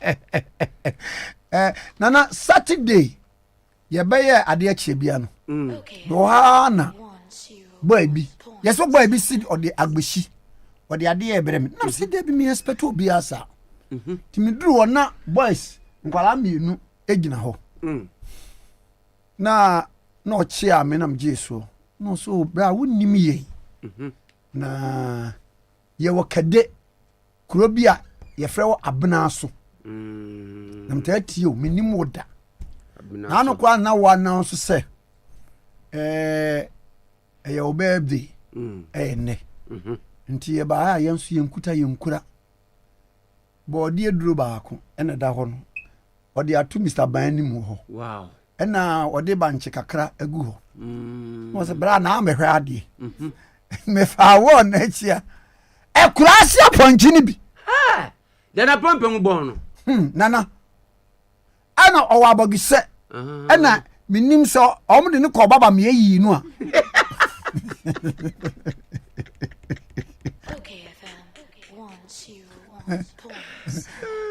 because you know between the two abebens and the one I akoko ponko no akoko ponko no na what him say oye nipa kase okuro nu aponche no kaza owia ebia emponche ma ewo ho nyina awo omo wo nyina enam ne nsa so no omo wo ko ni hwa anoso ani hwa anoso. And I was so amazed. Wow. So amazed. Eti wa mu di ma me wie ye na mso me da wa mu ase e na mo ye so mo kona me kai se da bi se me nkwala ye ntwa picture mo manfo anko mo kuro mo anko kira wa me ka se dia ponche ne ba ko mba sa mo boa picture way no mu twa salifu ni bi no mu twa salifu ni me mu na nyina ka ho anopa me hu so ma test atese me na ne mame kai eyi message bia Lady Vera de ba ye produ ewe boy bi obra me mpaboa o say a wish for you on your birthday, whatever you ask may you receive, whatever you seek may you find, whatever you wish may it be fulfilled on your birthday and always. Happy birthday best daddy. Where if you boy bia obra me shu Moses e wana Moses amwa na ode ebreme na Lady Vera de ni nana me kan tie ni yi na wa me kan no wakama me a very big happy birthday to my dearest Wofa Kwame. Oh me ma me Wofa me dofo me Wofa awodapa. Please as for today the record must be set right on Wofa's age you and na ye wa woda die kiake I was saying na ebo kekadwan yehu emfi awodi. The debate of him being young or old should be settled. And Nkrumah can asem class one a debate. Shut down debate there. Science and math quiz. I don't grow gas man kobi. Ya kobi. I see any madia do I know he's a very young man, but others claim he's very old. Maybe the minimum so I feel crown or ya branch mo jamono kra wesi ni mfie so a wonyini bia sa nanso nkrofo se o wadwan oyoluman bugi. Wafa Kwame, please, today is your birthday. Are you old as they say or young? I am young as they say. Wafa Kwame ntimi bisa ne. Se dan nkrofo ka no, me bisa o se wonyina na wonyini. Thank you, Lady Vera. Now, when is that about UTV program? Sir. Ebisa abrabo pakura so ababida. Ah, ndi o me bida. Ababa UTV dey I wo emane ba pa, omane ba. Yeah. Eti nana ye me the bokra tan se ye kona ba bia ni de dudu anu ana ede ebre me. Yes. Obi di fo fraba na. Obi di fo fraba na. Eye momo ana so obaji mechinyi. Oh, I will send me a SCA. Man battles for life at hospital after being raped by 2 women, leaving him unconscious. Oh, Senator. Mammy, you know, could rape Bema. Now, Bema's your new rape. And I want some woman is there. Wouldn't say you need Bearman to me in police station. Enko kan se oba repun yenim animra no rape dia ye man against woman nko a ye mra nim na seduction no enim ye Ghana but na Ghana mra so oba bia miemi ame na am esteem acheme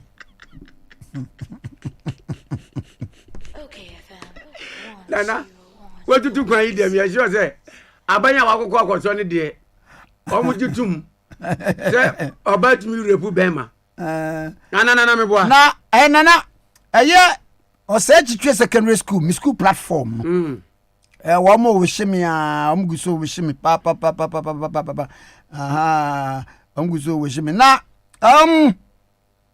madam fo ba ko anam ni wo school ye kofi boache kofi and one so wish him was say happy glorious birthday bro age gracefully madam was say me mate for no omuguso wish me papa na kofi watch me kan nana yes son near secondary school no kofi watch na ma me di awa cheni say di and kosua ba kofi watch ben even kofi say Holland we visit the time kofi watch brother onyini sim bebre me sa akoda bra kofi me cha no pe netan cop watch some so me bra pa no na nti asem na ko say dey there was him ma mienu arapu ni nti na ni hirete no da hospital hon eto no ara Did you go to some? I was next I had open fair with the nanam and quassia some and now me agasa minia Reverend Benchumesi London one also so wa frame me and now wa wish me happy birthday happy birthday and now we should not enter any dear na me anim ni ye wi ani aye hu demonstration so ye nya permit bia ye da bia we dey no permit obi abusi e bibia ye nka oh we sha hwen kan wo dey drive we se sa dey and ye dey na ya mpene ye do bia na wo she me right na ye dey wo she me right na ye na sa nyu we se anyu me be ye da ono ya sha tarepa Saturday po na die wo die mempe die wo aya die na wonim die wo eye tizet Debbie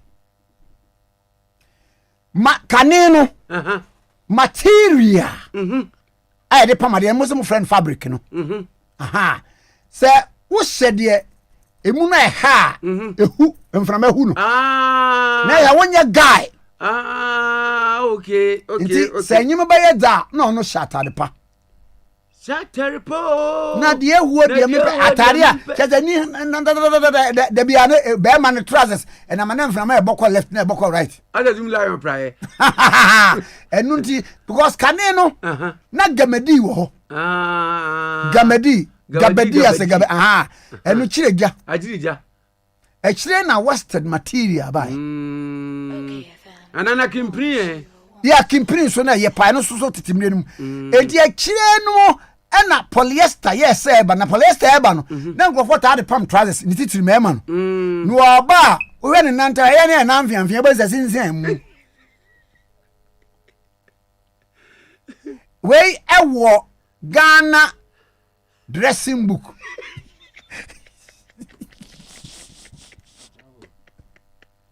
Nana. Ewo fashion book ni. There's a sabe na fashion ma. Dressing. Aha. Hona wo say word bi say wa wagum. Wa sidan koko. Wa tiato so. Nana was sport. Nana, you go to work at time so. Radia. Na Kumasi Dumsei. Ana Ghana Great Company, Gridco. Any Water River Authority, VRA. Any Electricity Company of Ghana, ECG. And Mekoya Kasem, you know, Kabom, no more friend, some 12 for Shemu. Emma Wura, Kwame Ajima Budu. Our managing director, Dema ECG. Wakasa, if you dano. And I watch them, the Namsoma, Dumso, Ecoso, Kumase. Now, no Obama, yes, sir. Wobia Obejina baby, I can say. Kumasi Dumsono. Yan found so boy and Ghana gas. Say Ghana gas, or Munyo Majma ye. And our gas are short. And I never be uncle ye or Ghana gas in tea. And ama Dumso Ecoso Kumasino. ECG Nigritco, and VR say. Will be our better to work at Abia and Bonike womb. 1 year pianso. One Anyano clan worker, when nobody are worker. And Yano crack. Said the Ecoso Kumasino from Sony Free Ghana gas. No moment from Sony transmission towers, miensa. A collapse. Transmission towers, miensa. A collapse. And then a namsama Kumase in a manwadeno. Aqua Kumase Kania. A saw no doom. A hensan Kania. A saw no doom. A tonsu Kania. A saw no doom. A transmission towers akasia miensa ena asai ena wana banasa na ye Ghana gas enfom so chronicle de wakata no na krata feta so miensa maxelo foreign wacho no sa nanu yankoten kwate a western world fo ema wo man so atitru ni UK say I amambe tita South Africa, Botswana, Zimbabwe, Namibia, Lesotho, Egypt, Mozambique, Malawi, Nigeria, Eswatini, and Ghana. Wamu makwan MOB free sa amanya me bobo so no emba abrochirim Nkrumah Western world. Adan ya. Wamu say COVID-19 no. Nkrumah tabako ade Omicron. Enso aba. Ama sa Omicron no. Amaya me bobo so yi ate se wo mu pa. Enti wo mu Western world ne mpese ebibifo ede sa Omicron no be sa wo mu nti. Ufri South Africa, Botswana, Zimbabwe, Namibia, Lesotho, Eswatini, Egypt, Mozambique, Malawi, Nigeria, Ghana. Hen went to nice obaho. Wamuma unra ho. Ene metse open a mampani Ramaphosa. South African president. Yeah. And was say instead of commending African scientists. Yeah. So Omukwa timidity said there is a new variant. Yeah. Omicron. You are rather condemning, but they deserve commendation than condemnation. Yeah. The entire Okasan said, "Was say fine. Say coronavirus no so musu discover no America member. First was China. Aha. And for blacklist him. Dabi. Kwe kwa de nanane mami kanano ye de doctor bi di nkomo ha. Me pese be sa pen biem. O kire mu se virus no. Omo bro billions. types. Now, when him says I was study a coronavirus now. What is a crown? And a Latin word. It's in a friend corona. Corona is crown. It's in a when you Toyota Corona. As a Toyota crown. Now in the 15th century. Yeah. And now we discover now a more virus no type bia wa abo bia mu omni omo tenamu yie transum biem wo ba nipa mu a no be hadwen no hadwen enti there were thousands and millions of them enti it was later discovered say emwa omo fe as a nwi wo mo ho oyuo abrebre kokote wansane nwi no yeah wansane emwa bi Adanko kusie wo nyina wo virus of a type eye coronavirus wo ebi animal corona ebi ye dangerous ebi ye dangerous ebi wo ye dangerous bi ye dangerous ye kra nipa no ye mu no your viruses bi wo ye mu a eboa ye nipadua no yeah doctor for no mu di nkoma so unya doctor bi or specialist ewo eye viral specialist na oni ne tena se na o kire mu a na obati niema bibiri yase eti abrofo no mutuei munta anware mutuei mun da antwire mu se eti yade e ba e na ekumu yi ebekumu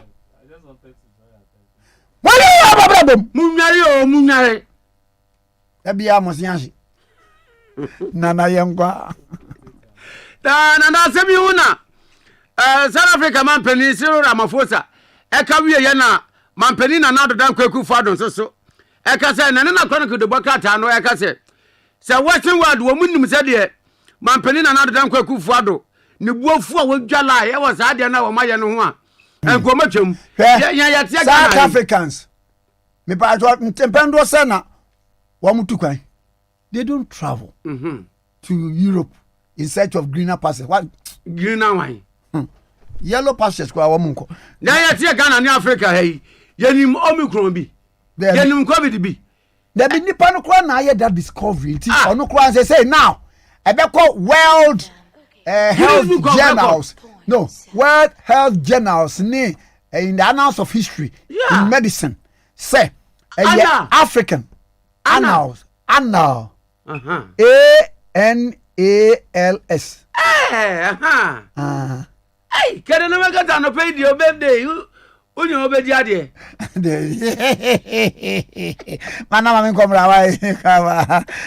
Honorable Samuel Okujeto Ablakwa, MP for Northtown, former Deputy Minister of Education.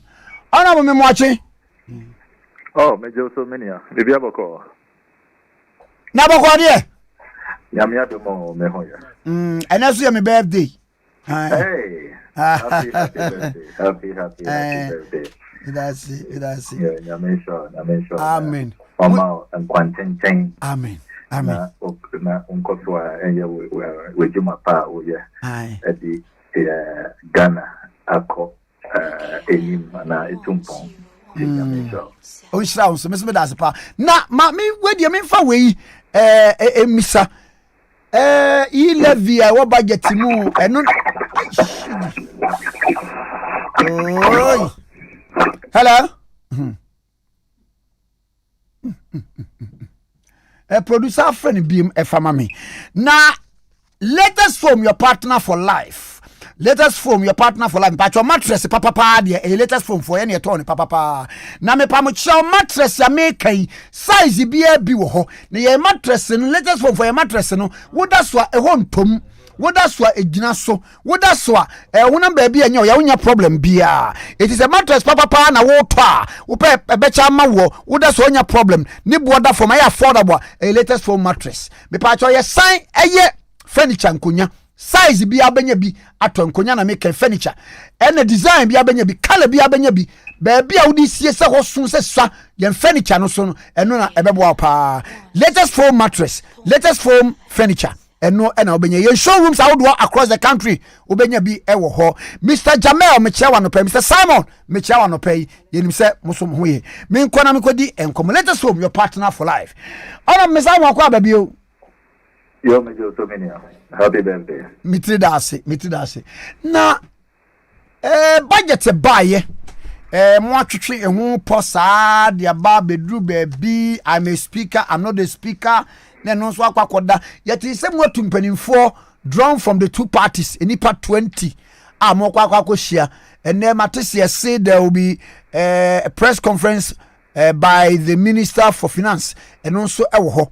So far ɛnìyɛma te sɛn. Yo, me da se edikan mamincha tiefo nyina. I'm 2022 budget minister responsible for finance Bekaya our parliament on the 17th of November no. Yenyina yenim say budget in our history a generate controversy. Ghana for Dudona and J budget no and tomorrow a budget way this 2022 budget finance minister or Christian budget no ajenkwa budget nanso anjenkwa bia the ahochre and total confusion and aba instead of ajenkwano me hu say uko social media o tie de Ghana for do na kana instead of ajenkwano obia enka ajenkwa omo kan ewudie na killer budget. The budget has become synonymous to taxes and hardships hunchre enti the obia kan say sana Nkrumah yehye no na ankomojin se budget yede ba no abande ba no ebe budget anka ebe kule akrom kakra nanso Nkrumah yeshe na o the budget sheshe e dey account. It's like pouring petrol on fire. Enti nyina yenim se enya dia budget we no Ghana for agiatum and yes, who are here representing the good people of this country, no, as members of parliament. You know, MPs, no, we don't represent ourselves. Often people make the mistake and say, "Oh, MPs, no, and Abia, omuna, omo yet the problem, and omuna omo pose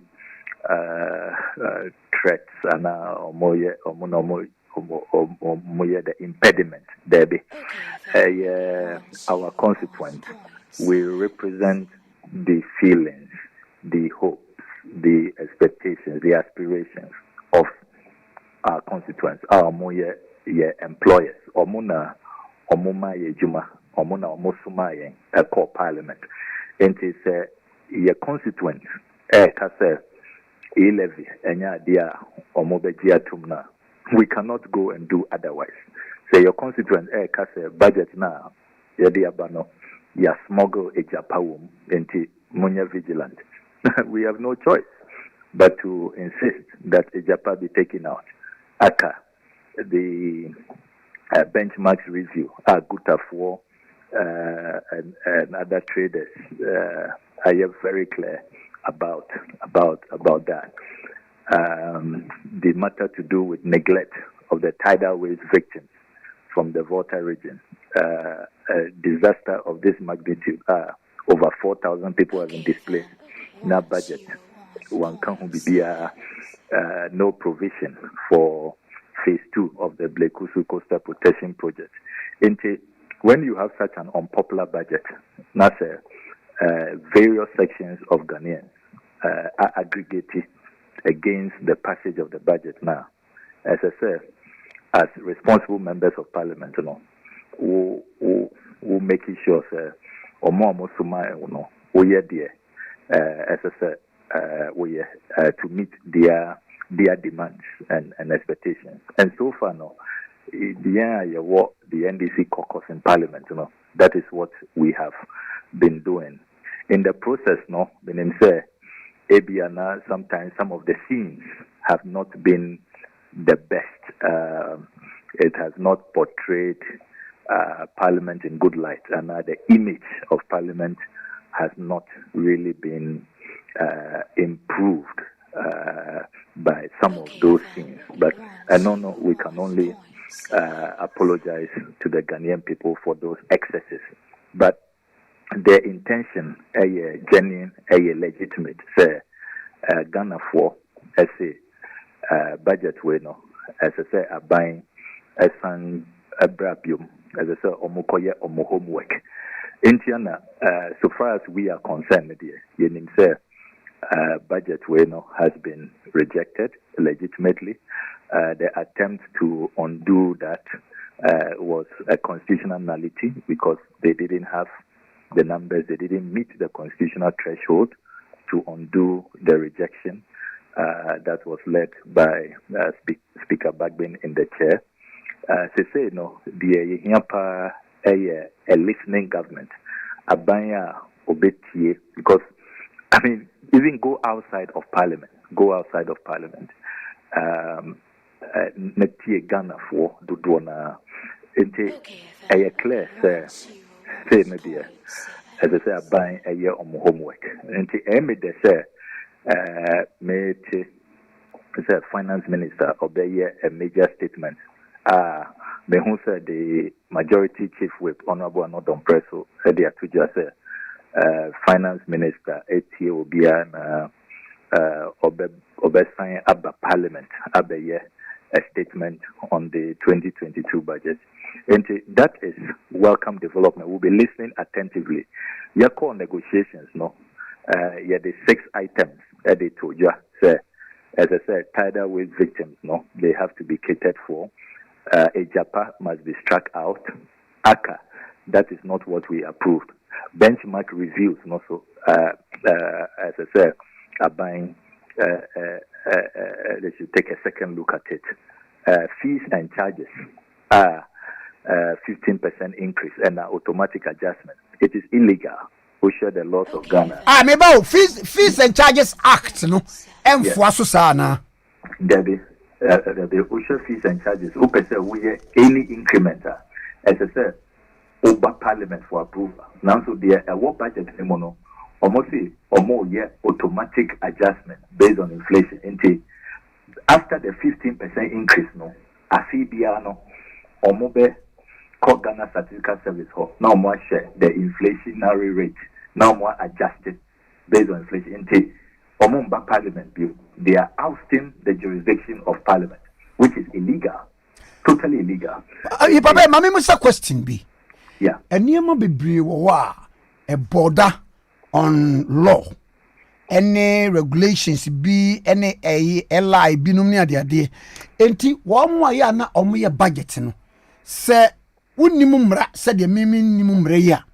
The sequence and near be like Fees and Charges Act, bra wo ba wo no moto wo be kasa me yen automatic adjustment of 15% annually. We bring ma ho kwanse ti wo ni legal advisors wo yeka krano because ti John Kuma a lawyer no correct and yes so na kakra we are very surprised because OSHA budget we are the core cabinet for cabinet to approve and sana the Parliament. And the cabinet honor a buying lawyer opinion ethic cabinet or a cabinet minister. Oh, sir. Yes, the Honorable Attorney General. And also no, to what extent did he also go through? Did his department go announce it was an oversight, or they didn't make the document available to him? Because I mean, some of the things, no, OSHA beyond even fees and charges say the acre rendition what budget we mokrano is shocking because and yet the Parliament approve here.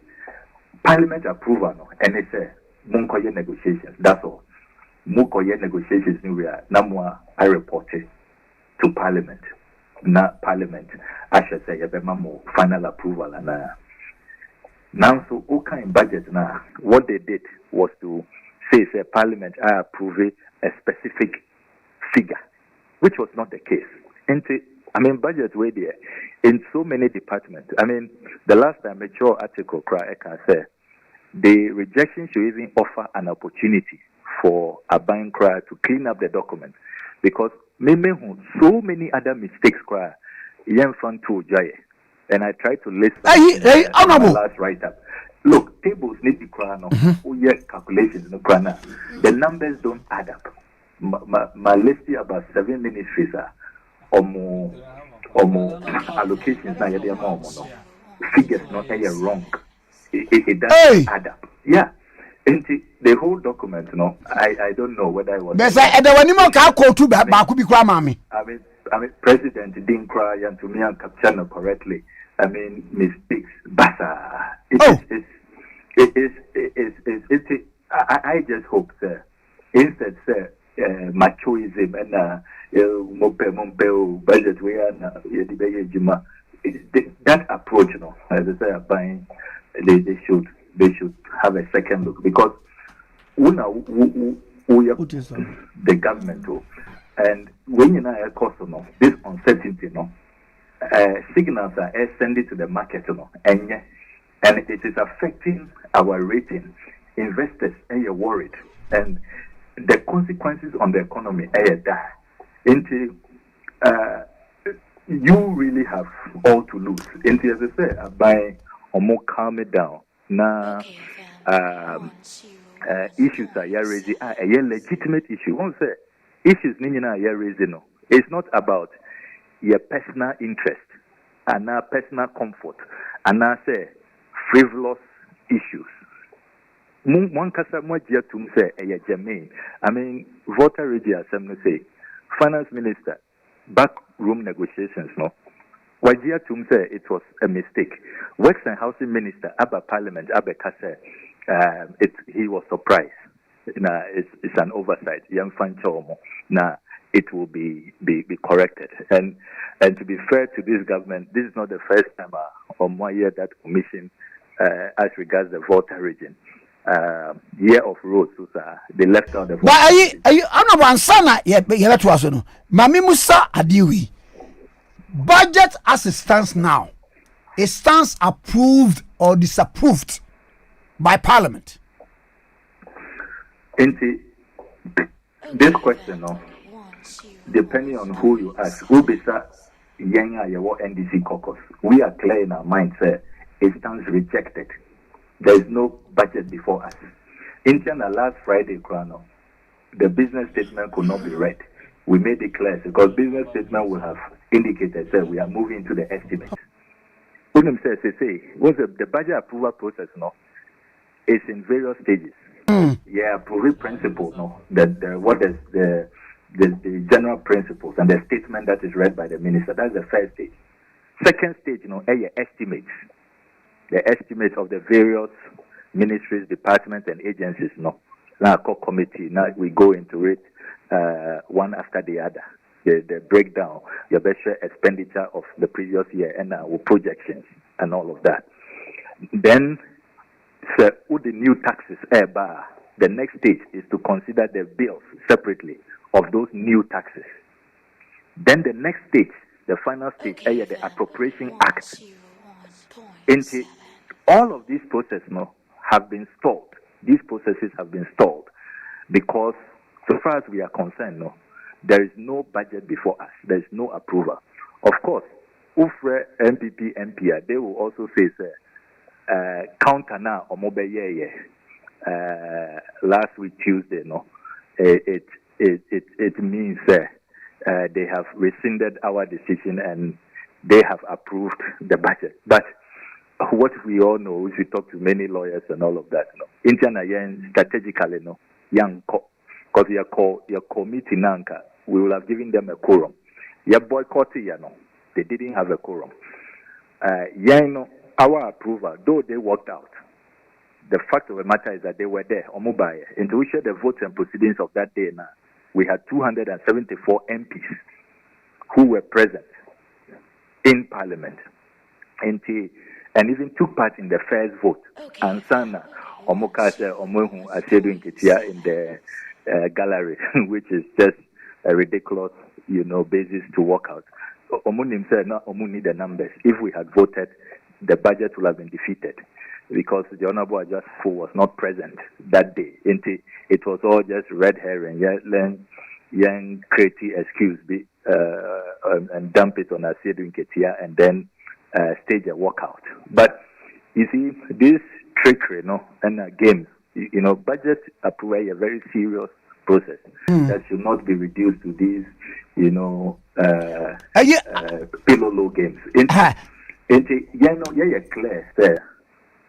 So far as the Parliament of Ghana to say concerned, the 2022 budget stands rejected. There is no budget before us. Indiana, there is no work going on the estimates. No bills on the taxes have been brought. There is no indication when we work on the Appropriation Act. And the only way forward, I believe, sir, at the end of the day, we have a country to govern. We are part of the governance architecture. And as legislators, we must be interested in how we move forward. And Yamubi, sir, this is not the time for hot heads. This is the time for cool heads to prevail. Maturity and let concessions. Minister Ankasa, Monkasa Moja to say budget. There are many mistakes in this budget. Monkasa, you've admitted, sir, Eka, this is not how it should have been captured. Ejapa should not have been smuggled in the budget. Monkasa Moja to sea defense projects in the Volta region. Moja to say it was a mistake. As I said, Munyahu. Napo, Matesi Napo. Dr. Matoboku Pempa can say, wow, be yes, say, fasa, Keta Tida, dear Ben Mission was to be mobilized to come for a demonstration. Now, I'm across the Krataba to condemn that statement from Minister of Energy. Sir, statement now, the Minister of Energy, he must bow down his head in shame. It's the most incendiary, the most bigoted, the most reckless statement to come from a Minister of State, Cabinet Minister more. We should even dignify that statement with a response. It is so irresponsible, totally reckless. Minister, Sana Okasa, and himself Kumasi for a very decent, very respectful people who believe in nationhood, who believe in unity. In Kabom say ye Ghana for. Minya sure say ombedinity. Onunkwa no be yes demonstration.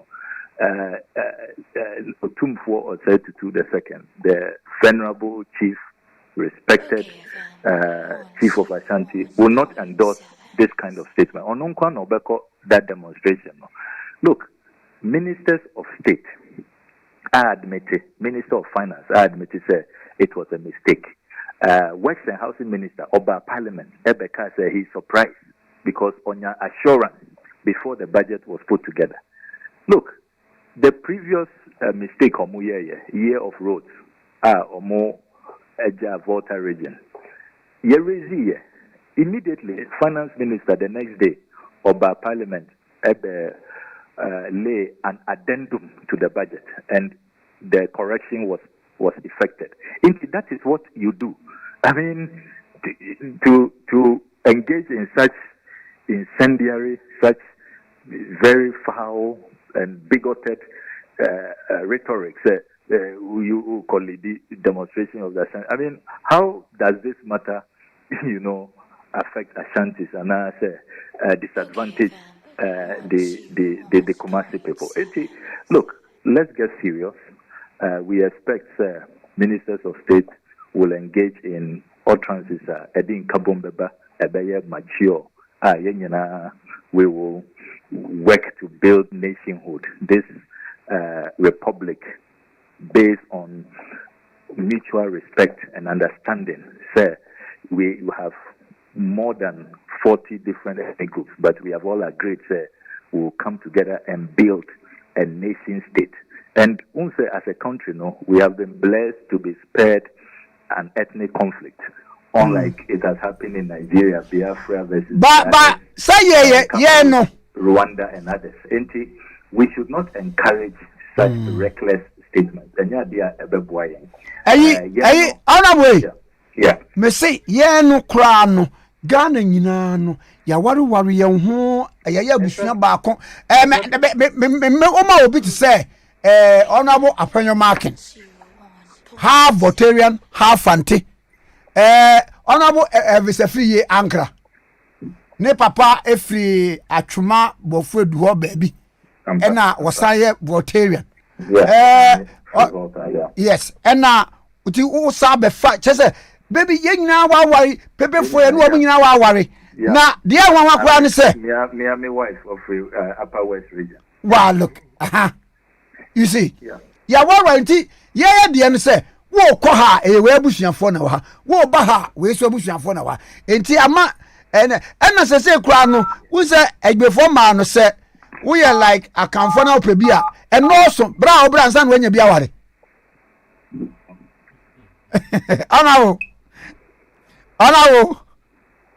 Hello. Me say. Yeah. Me say bibi to say before man no. Who pe bia ware kura bra wo bre because omo no so.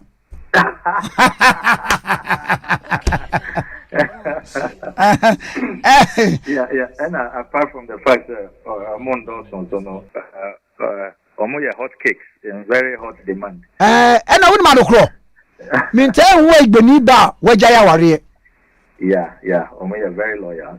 I mean tell who be. Very loyal. Only for better sa. Yeah. Nkrumah campaign. Oh yes, me who be. Say divorcee or yeah a big woman. Woman knows. Woman knows. No. Yeah, and I mean ethnic groups, you know, your strength, and sure. We bring that together. Then we have a very vibrant, and very progressive country. I mean, sure. Local business, Kwewus and Santifor, they're very good. They are the Jews of Africa, I will argue. They can turn, little capital around and, build empires. The northern regions, also, they are also very loyal, very, very hardworking. Very loyal. Yeah, and we all have because qualities. When you bring it together, we can really fulfill our destiny as a country. It's unfortunate that we'll be making some of these things. Oh, okay. Now, on a memra, levy. Matisse, minority leader, Honorable Haruna Idrisu, Ekasa say, first, now Okasa no. But after listening to the majority, a failure Ojidi said it should be pegged at 1%. And no other ho. A fair matter yes, make discoveries. Be say there is a campaign now. Woman a budget is all living on my woman crying is a car about what do woman and you can yet you live in Ukraine can fast also. And come on to say yes, on I said discoveries, Okay. But answer na but discovery no. My main and discuss Honorable Haruna Idrisu statement because they are creating confusion. No pressure last week or call program via Ghana Chamber of Telecoms organization. Or they told just na 11 na initially no he was opposed to it. But OTA Finance Minister and Charles Dubois or Mushiano, Emma, all the background information, all of that. And he's considering changing his mind, but no crano a conditional they won't go beyond 1%. Now 1.75%, any idea or they be but Utieno carefully. Okase in that state, Okase on himself, the constituency, the people he leads, will not be happy.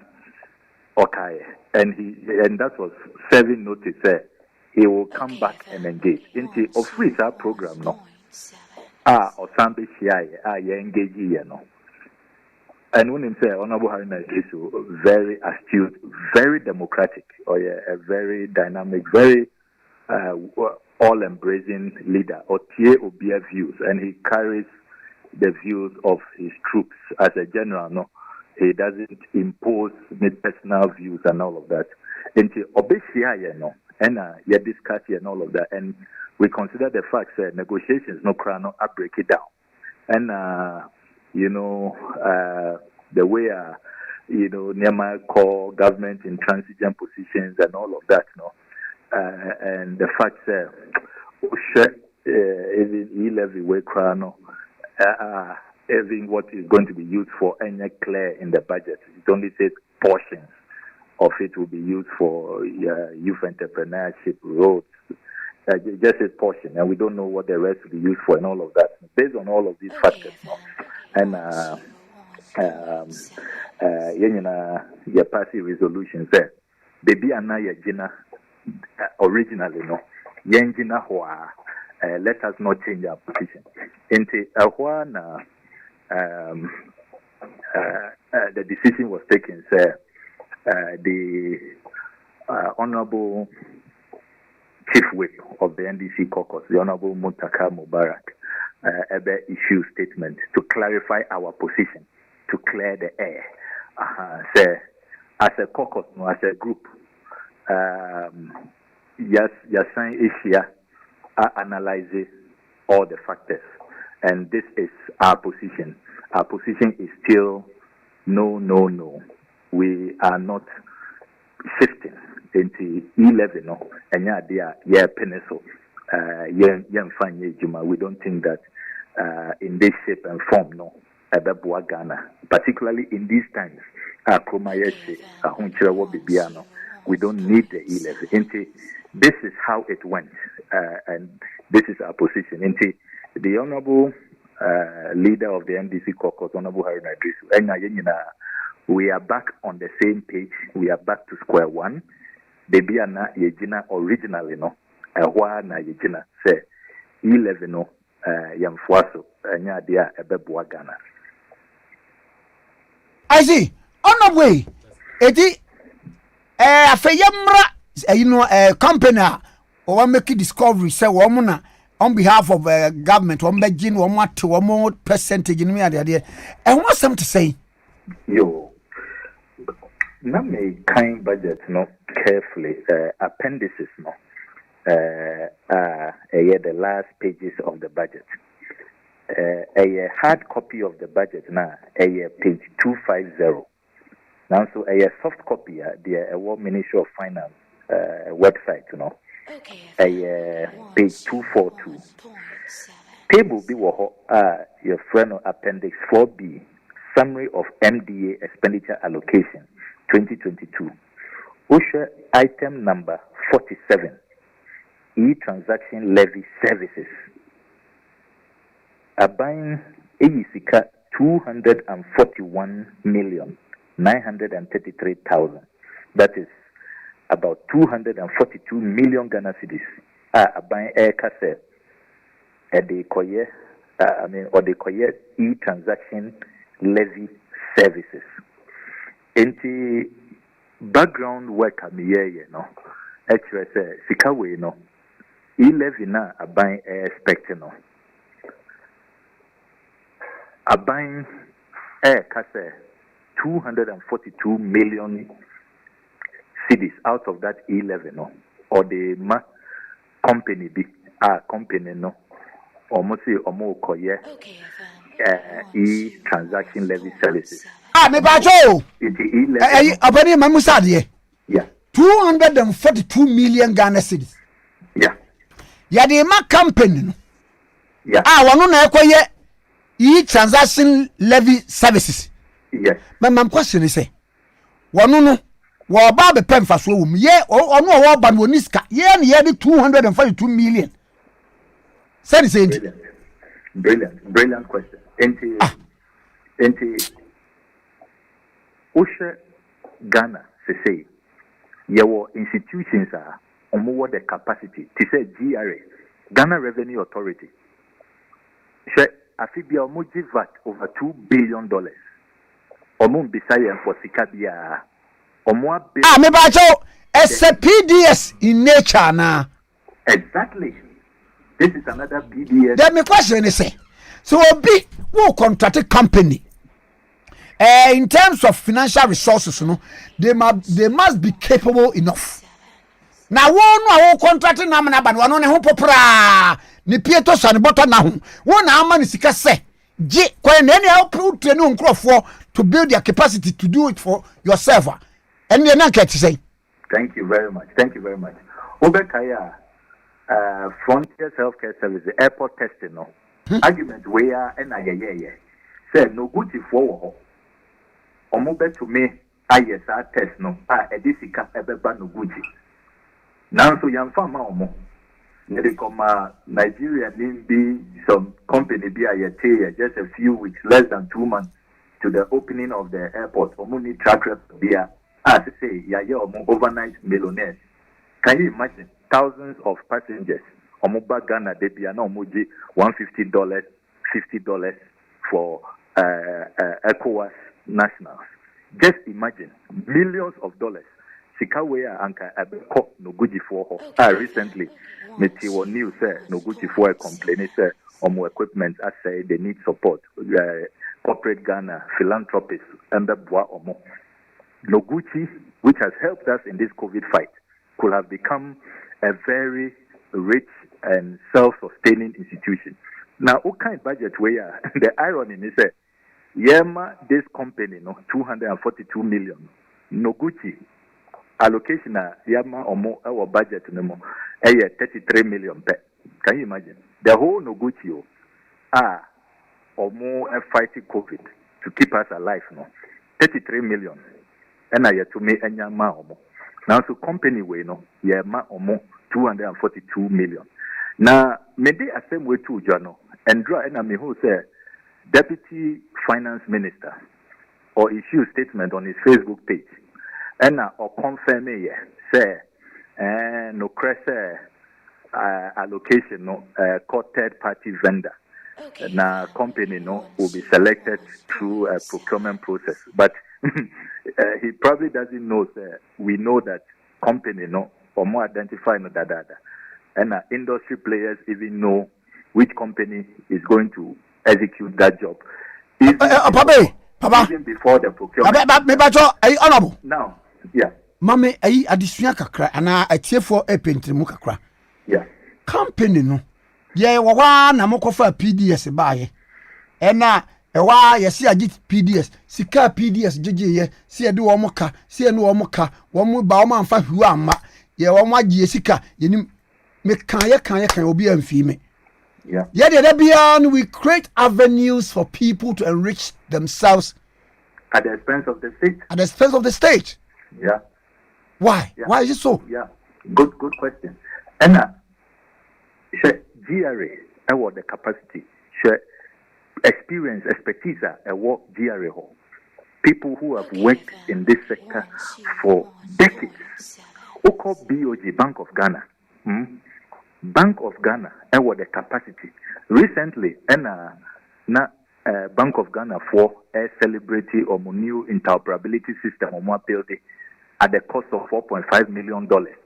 Our Muka says say the to me attract the whole e-transaction sector.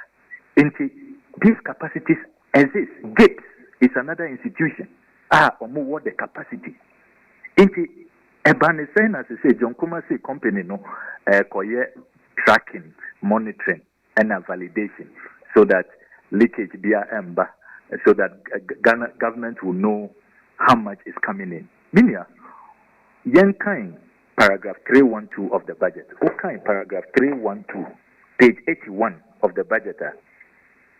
Abayin Achro says the total value of transactions for 2020 was estimated to be over 500 billion Ghana cedis, compared to 257 billion Ghana cedis in 2019 and 78 billion Ghana cedis in 2016, just 5 years ago, while total mobile money subscribers and active mobile money users have grown by an average rate of 18% and 16% respectively between 2016 and 2019, unquote.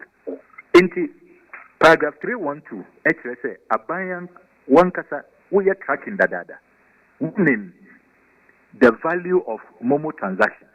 What the figures Nina Edia Tuja, our budget Nemo, say 2020, yeah, 500 billion. Previously, now you're 275 billion.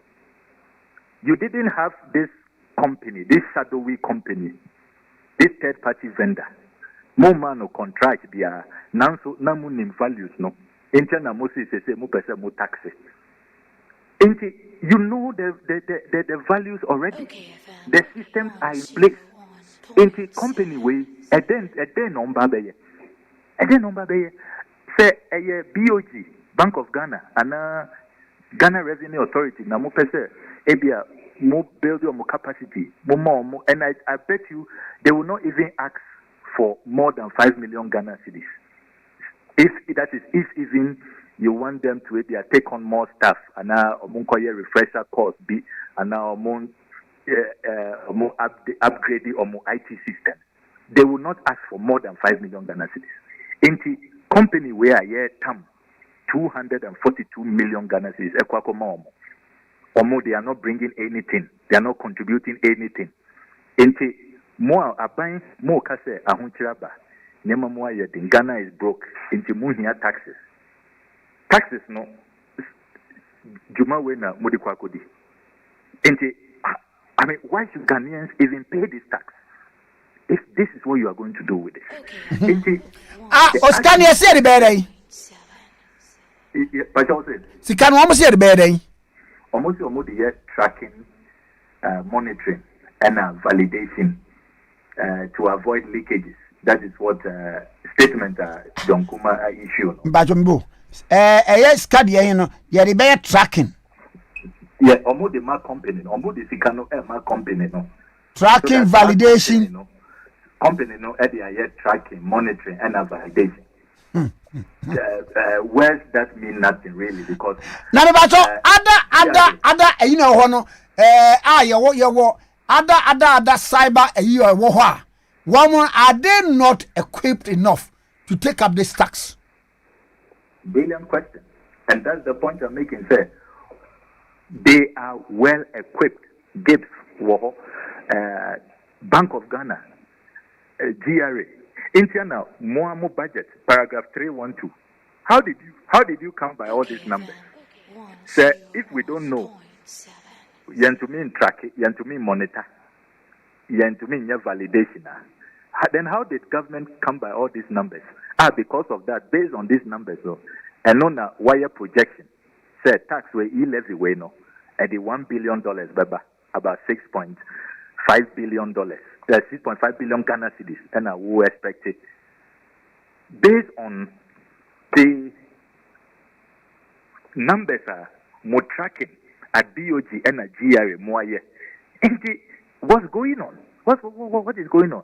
And Kai say, beyond even GRA, BOG and at Gibbs, no, you signed a company like Kelmy GVG, Tikese, Obekaya, Kelmy GVG, I money for they fought over that contract, but government went ahead. Kelmy GVG for or more yet tracking, monitoring, so that government will know the kind of e-transactions are air cost. Memo. Hey, tell me, GVT, that contract is existing. One bet me the way I can. Yeah. Why are you setting aside another money, 242 million? A Juma contract, I would have marked me GVG da. Or more years, some kind of tracking. And your GRA force war, your Bank of Ghana war, Gibbs force war. Then you are going to create another system, another opportunity to loot, create, and keep, not share. I mean, again, Bonnie Ben Ghana for ya. Look, this is so needless. It's so unwarranted. Totally unwarranted. Totally unwarranted. Because between GRA, BOG, Gibbs, and a Kelny GVG contractor, Yama Omo, worth hundreds of millions of dollars. I mean, if we are not able to track, and Abaya mu contradict paragraph 312, mo the figures ni na etuho. Say you know, you are able to track, you are able to monitor. Unless you are lying to us, that paragraph, no, it's just a conjecture. But if it is, you are being truthful, more tracking, more monitor, more validate, internal Moody's figures, no, there are two budgets, no more. Then why do we need another company? Say, for mobile, tracking, monitoring, and validation. 242 million, $40 million. I mean, we are arithmetic now. A buying expect say or mobile total revenues of 6.5 billion. That's about $1 billion. This $40 million, no, that is 4%. Now, my checking OECD and other middle income tax collection ratios, no. I mean, the highest will be even 0.5 in South Africa. The average is 0.1, 0.2. Way 4%. That is even if you think you need a new company, just by way of argument. Because our position is that we don't need any new company to do this. It's just waste of money. That 242 million Ghana cedis way. Just imagine the number of schools a bit AC. Congestion now also with this double track implementation. No? Just imagine the impact it can make. 242 million hospitals a bit to me AC. And when himself analysis now my 242 million cedis way no. As soon change Sika Yediama the entire Ministry of Justice and Attorney General. When himself much bigger. 242 million Ghana cedis way no. As soon change Sika Yediama the Ministry of Creative Arts, Culture and Tourism. Much bigger. Sika way as soon change Sika Yediama Ministry of Information. Sika Yediama Ministry of Chieftaincy. Ministry of Parliamentary Affairs is more than 20 times the allocation to the Ministry of Parliamentary Affairs. And I will list other cost centers to say Zongo Development Fund, National Development Planning Commission, Noguchi, Electoral Commission, NCC, Sika way 242 million way, Esun Chain, Sika, Yedima, all those agencies. I mean, why? Why are we doing that? Why are we doing that? It is totally unacceptable, totally unconscionable. Sir, budgetary allocation, no dear. Yes, every notice, say, as I say, almost esponge. Omun taking advantage of the new budget. Are you number two, Mibo? Omungi, sir, allocation every home. Honorable. Promises Omudiama, sir, company, no. They should just withdraw the promise. Honorable. Yeah. Say no. Budget no old one or the consensus that we've reached. And now say one more new one with some overhauls. Womanade dear the BC. Yeah, expecting as I said, a model budget for fraud, which will contain concessions, no amendments, no. Our monkers are dear to say, or more mistake to say, Japa, Akye Energy, fees and charges. All those mistakes, no, it must necessarily come under a new budget. That is what we are expecting. Because Enyesana, I mean, because the Awababe kind which you have laid, you know, it is in error. And we cannot proceed with that. Into the process, as I said, would they fulfroba, now will be lay, then that will be properly before the House. As we speak, you know, all those concessions, so it's just in the media. Documents be it's not before I say these are the concessions 1, 2, 3, 4, 5, 6. Into these are the new amendments. Because Kaise, SAR concessions, we know, it has an impact on the fiscal tables. Because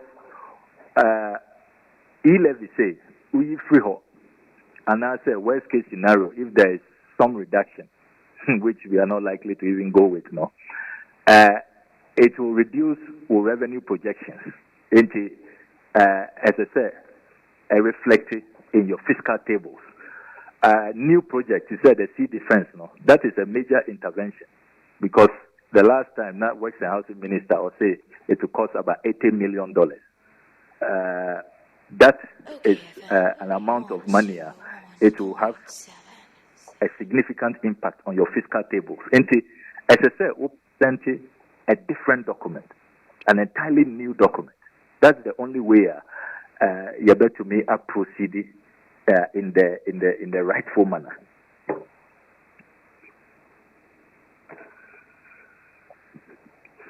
Honorable, and the minority mobile press conference on. What Matisse and the minister na ankasa ebe press conference in there per the consensus in the agreement be a omo reach nipa omo draw omo from both the minority and the majority na mobile na my press conference na just to settle matters na say bibia atwa na we no ebe twa say okay ade na ankasa ade ba ye de mu so omo nyi free mu no e na omo koyi free mu ana de mu te asedwe hu na mo badwe hu. Well, yesterday as an NDC caucus, meaning say ye share ochina nopa. Okay. Into ye pese ye tie the finance minister or the tuja and there.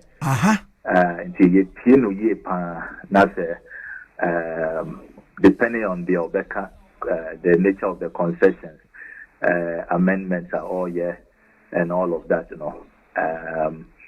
Ye share ochina nopa. Now you're taking your position based on what they are putting out today. And after that meeting, and sana your official reaction, Baba say because say there, if it is the case, or the year concessions, or the concede to certain things, now or the year certain amendments, which will be more in sync with what the Ghanaian people want.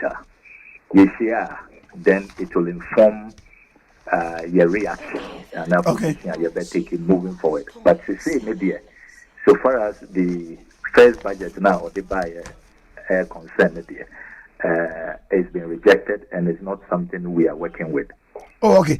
Now Mamemra na wo concern bi say adwo safu bi oba ye na nya adwo safu na no so ba parliament wo say me matter say and can say it settles the matter.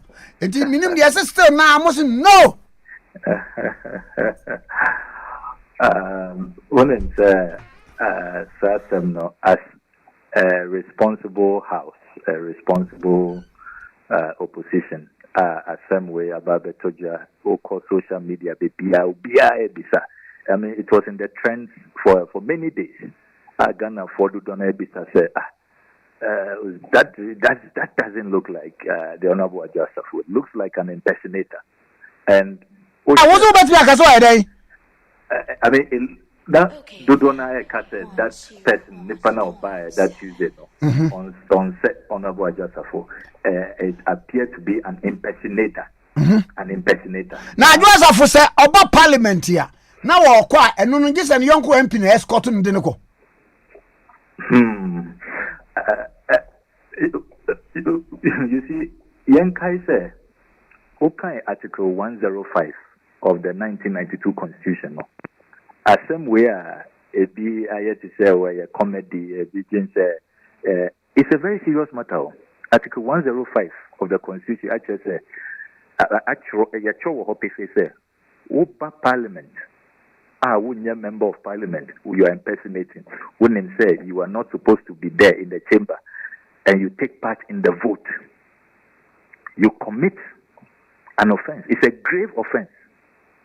You can end up in jail. You can be jailed. Now we want to be Article 105. Say we pan wabaya we wo kosaya no kwese we impersonator. Wabaya we wo man e betimi detective. Oh, sir. Is your investigative bodies, and these are matters that if we establish, and so far no, once you to just say investigation, and so far we have cause to even continue with the investigations. Oh wow! Because enema be a year and all of that. Men person made it to job because at the right time, no leadership will put out the details. But all I just say Debbie, because Ubekaya Sadana Obeka said, "Oh, the Honorable Kujato, my good friend, should stop attacking womanhood." And it's not about womanhood. Menka says dress like this or use this kind of makeup or use this kind of hair. It's not about womanhood. As she said, yes, we are very good friends. Onimiyepa and Onimse. Menya chauvinist. Menya sexist. Menya ubia me. I value women, I respect women, I cherish my daughter. It's not about an attack on womanhood. Article 105 said, as I say, you're making sure, say, impersonator be a Emba Parliament, Emba Tuaba. It's very clear. The framers of our constitution and visage say people may try to play some tricks, so we all have to be vigilant. But that provision is not very clear when in the constitution. And Yen Kaiso say at this time, no, this is a hung parliament. Numbers, no, razor thin. I mean, just one vote can make a huge difference. These are not matters you joke with. If we don't get to the bottom and let it be known, sir, Parliament will frown on these, criminal conduct. If anybody tries, they will be sanctioned. Now, it will, as it were, apart from tarnishing the image of Parliament, about creating such a terrible precedent. It's not personal.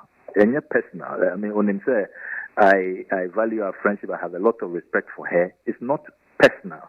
We just share the way Ghana for look. You're receiving petitions when it's groups like Asepamo and many Ghanaians actually they are inquiring. They want to know because follow proceedings. No, nipa no what TV. So and these days when him said the youth are so technologically savvy. Or more zoomy, or more, they've done all kinds of, and you see, technology as this, facial recognition technology and all of that, to check and to track these things. We take this matter serious. We are investigating, and as the Honorable Muntaka Mubarak said in a response to her on that day, said, and we'll get to the bottom. And if really it wasn't her, we will know. I can only tell you, sir, preliminary work, it's clear that this is a matter which must be thoroughly investigated. And I'm sure you will hear from us. We'll put out the verdict. And I hope, sir, look, by this time, if Anka Ghana, our institutions are working very well and all of that, you will expect, sir, even investigative bodies on their own will have taken this matter up, Krano. But me busa, obi say OPK MP from Praeso. Also, baby, one cry by one in the Nkrumah. I feel Unim say even that those accounts cry are contradictory. Last week say Namine Honorable Patrick Boama. Now you discuss this same matter. I was Joy FM. Or they to just say, Honorable Ajasafo Oba Omokokos meeting and Opano. Nti Oneno Edi Kitahon, they had discussions and all of that. Later in the day, on City FM, many Honorable Ajasafo ne PA, when we were discussing the matter, PA no say Honorable Ajasafo, this was her itinerary. Of free here and Odu Parliament, of course, straight to the office. Now Omunina at the office hall, and it drew time to go into the chamber now, and or call chamber straight away from the office. One caucus meeting there, a clear contradiction. Depending on who you talk to, the stories are not adding up. All of that, is not helping the matter and helping the case of my good friend, the Honorable Ajasafo. I think that even in her own interest, or no one interest, say, or best supportive effort to get to the bottom of this matter, so that there will be no doubt and no suspicion about, her integrity. I think it is in. Now, Mebajo, say if it's found out, say there was an impersonator. One also minister, MP ni baye, mini abaju asafusi there be impersonator be a mea. Say ekoba say, you say nipa kono was impersonator. Now what ba next say wo so say wa. Wo MP no so dey na mraka kire wo. Per your standing orders and the constitution here. We share your standing orders now. A case can be made against her. A member can refer her to the Privileges Committee, and she can then be investigated at the Privileges Committee. Now, Privileges Committee, I have findings. I present you a report into based on the report on the presentation and the decision of the House. No? It can lead to grave consequences. I mean, we share your standing orders. This can even be the basis for even people to either be suspended. MPs can be suspended. MPs can even be removed from the House. And then there will be a by-election and all of that. There are grave consequences, sir, if it becomes clear, sir, na enyo noa and also bad the next day, no. Or because your noa and all. Now, two people will be a matter of interest, sir. Impersonate and ankasano, as I said, yakoshishano. Na yen subjected to Article 105. That person may be a candidate of jail. Now the MP Nankasano will be going through all kinds of Privileges Committee proceedings. There are grave consequences for both persons. We share your standing orders and the Constitution of Ghana in that regard. Ona wani meda se pa masenya mpeso di amao. Yo, meda se pa na me sure na omo very long life, good health. And your birthday party no sir Kaise Adam for one off tongue.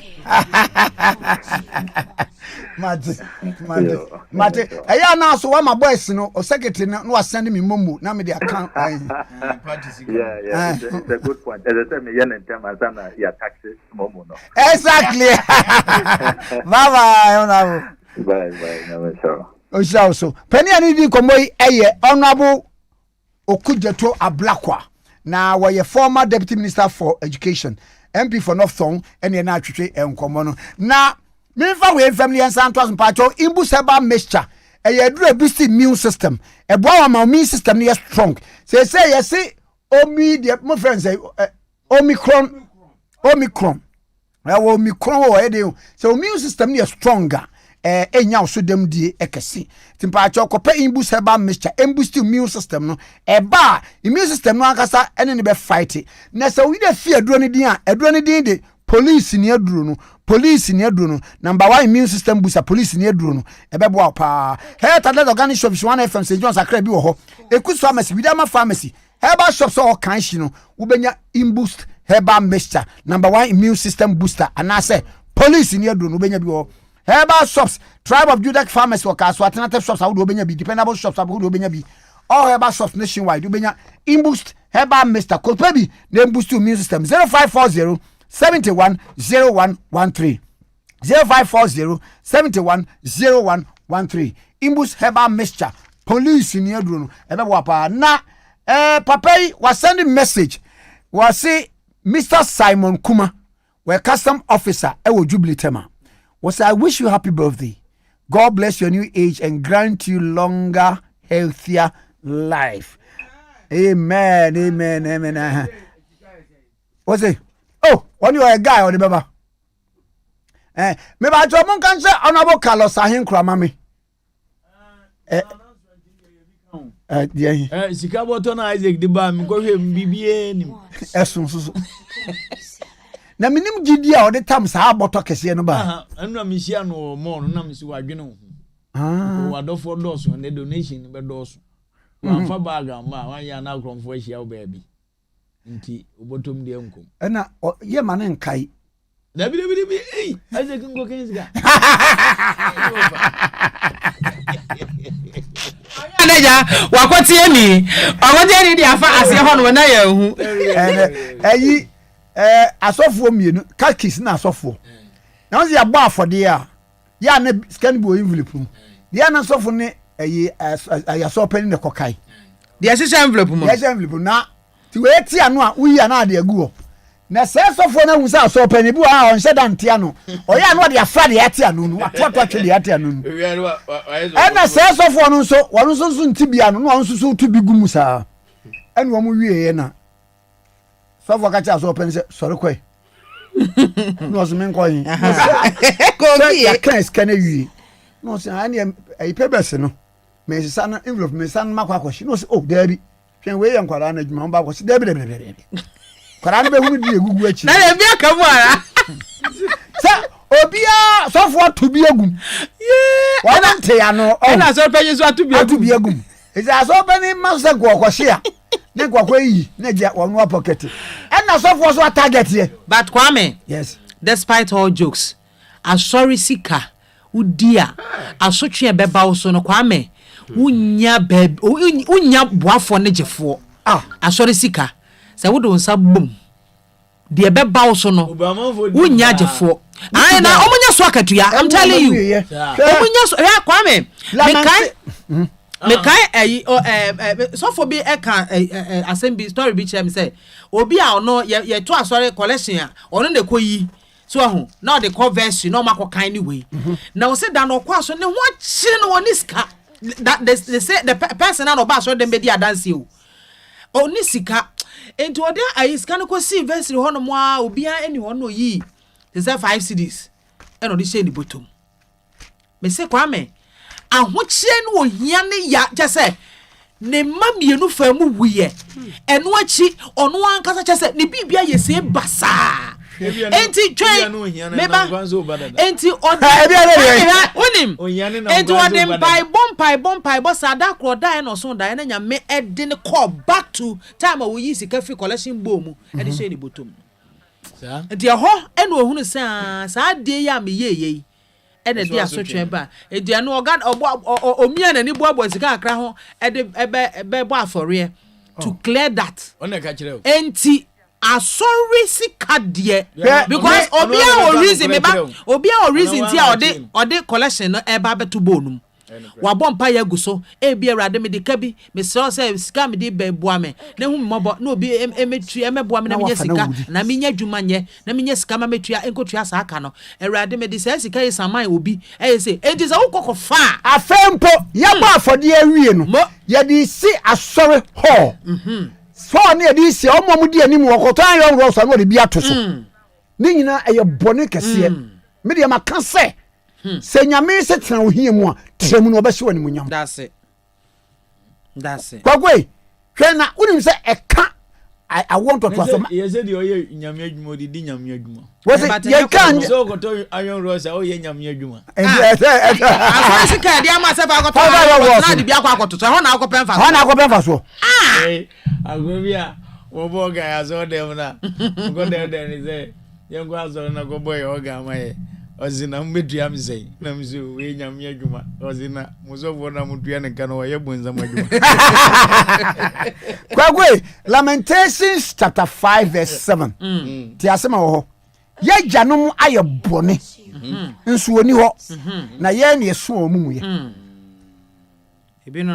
binu no obere bone bi ho obi bra wo bre wo ha eye eniema fu bia ne papa ne nana bi ye ni obe wu na ne fiefo nyina ya basa mo hu bi aso me se ofase wunye boni ntini wadi mfio ha ne 100 we centenary December 1921 centenary celebration ani odman kwa ompane wa fa de won say da bam won say da obi a wedi manager Ghana Post wa ye pension pay fufro akọ agriculture center akọ me say na no papa bi a me sia no papa no wo be ye me how many go be 65 there about and I train come and me here no say woni mama be wana me say patcho when I'm say na me boss wa me money show host to president pa na nya what say here what share me nwom wo ko cha say akwada share onyuma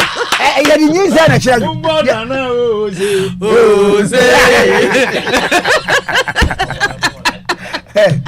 Oze wache okwa kache ni ha no bo didi na address na wo ni ma do so ye nya so presby papa na ho no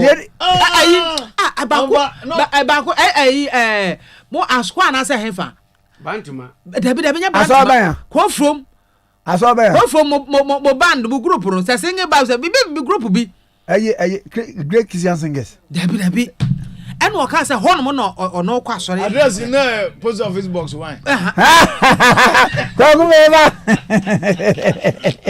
mudie munya sa no for 100 years it is celebrating no 19 the whole day and then nyina ya dedicate ama 2021 and that when this paper review we dedicate bibia ama we kwesi proud to because all day 100 years all day me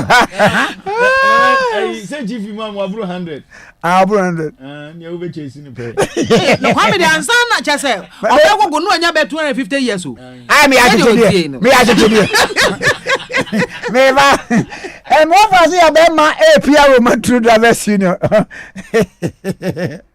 ya be wan wache yey kwa ku na nya me omo pese omo se wanyini a o de omo fa menye studio ne fa ntoto ai obo wi se sa onya abofra na Alhaji Baba Jama asemi kan hye maami bia makwafo se o de ne be court tese o say me menya 100 100 no baba say yen haraze o yen nana no yen ni agi ama masrawa ni die ya celebrate yen ni age enti na paper review yen nye yen boy na na osi ai mate mate ya rame ofa na petro boy ye den a nya no ansa ukoto a no asese de da so no na mudi bi ato so na ashan ayi yen ye fo ka na etua na da na mo ko strike say obi e peka wonya bi eno so asem bai ni ofa ba na se na yen chia onu atie fo nyina ofa ne adova for da se anamo a asine no edibesi yemu bi ye boy ho modern bia se enkaye nuru okora enru ayanda egusu ni ya driver for ne kasa ya se ne enkabe ya botoye mu beba ama anya se ye ni aban ne bekosoa aka ho asem na ya kefa ho boso no fa abofra setembia utu kwai na se me ba meto ya no obeba won sapan ya I hope say one day be there obeka na aduan kireo eninti ado ono wusa se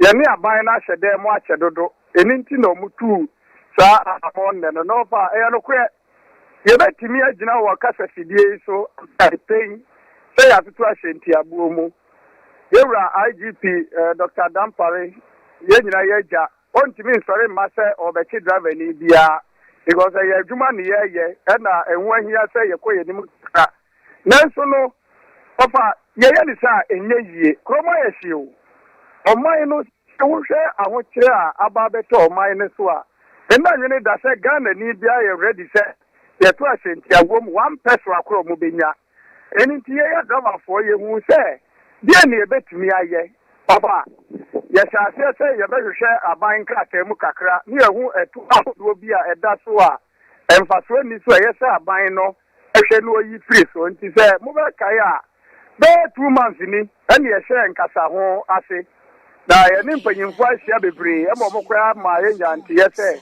enkian twen budget yi a ya to din agem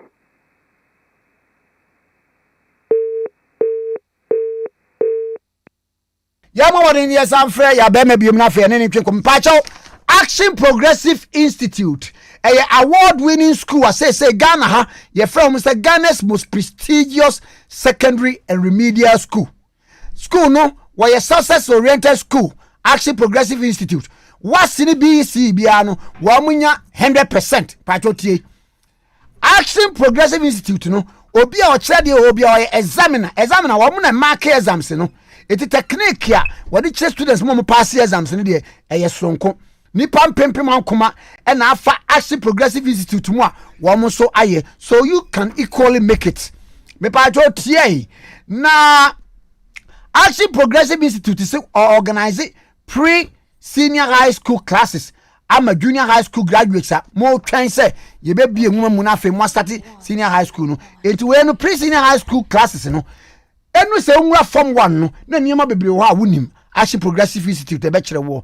A vacation classes no wo yama SHS 1 and 2 students. And also oye me pa cho shall say 1st December 2021. A Action Progressive Institute say e kwan da ho e ma following courses. Senior high school 1 to 3. SHS remedials, junior high school 1 to 3, ekwanda ho, primary, KG, and a nursery, ekwanda ho, afei, SAT, TOEFL, GMAT, adult education, nina we be ewo ho.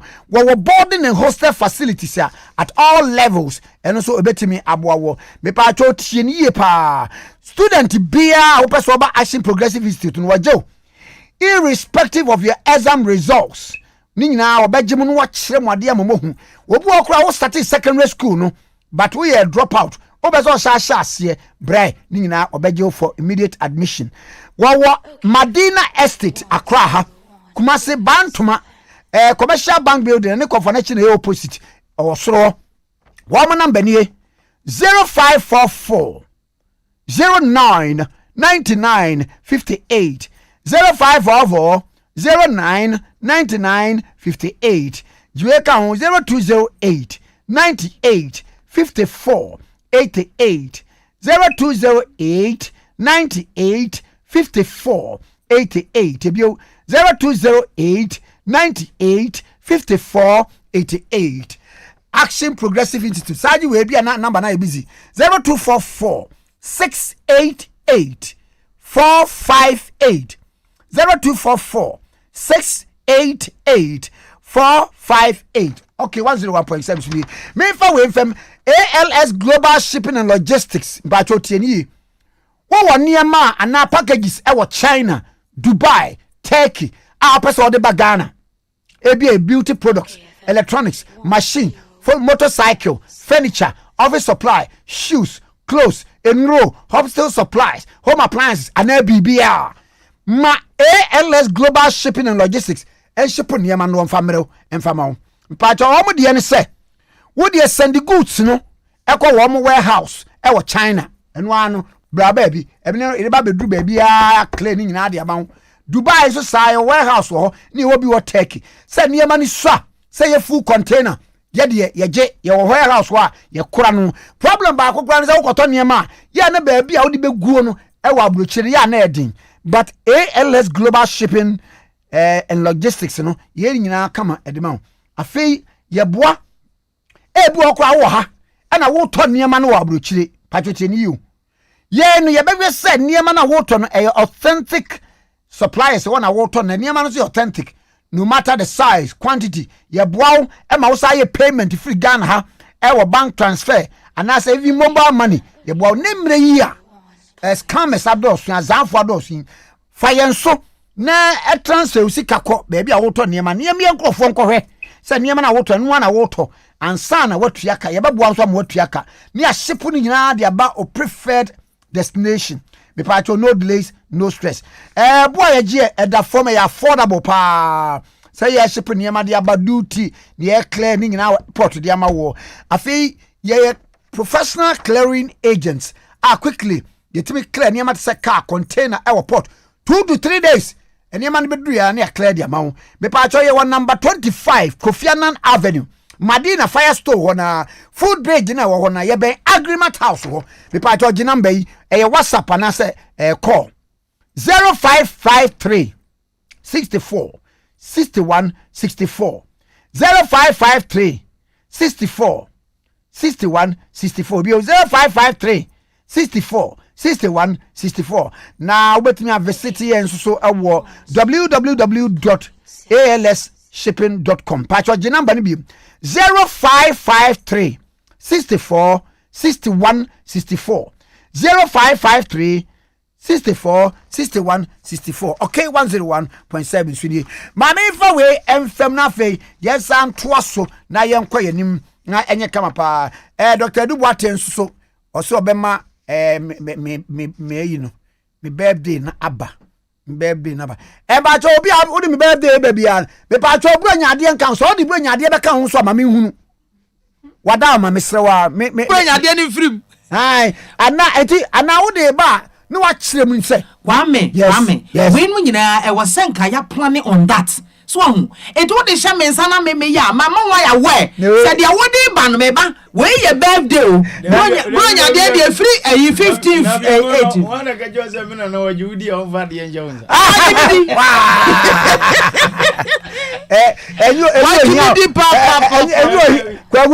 enyo don't go dey zine chi wo so na Isaac ngom Isaac de ni wo na with him me na nana kane no obọ mpaye na kwa ni say osibọ no obọ mpaye woni de mo onu se mpaye no obọ se de oni yanko bori ngom ewurade mefu ye wodo ye wadna nsa mensu ontongu so mko be body na anwen ne sie na ebia ne nana ba kwa ewurade mo ewura no ewurade kwe meba he wo be pade se ka be yin kwa na o ka se ni ambo ka fa kwa no akoni ho fei osabe bie ma woni di osaye ewurade se na me ka me nana no yenye yense gie be wi anam nkwa ngom no Alaji Gruza ewurade ntime to aso no Alaji Gruza Gruza ogo congress yeso mo mpa wodi ewurade munye mobo Ghana bori esisie protocol has yeboni a yenyani hwi faza yeboni a punishment na obi fu a ringi hwan no ewurade bi mi pa kire ni say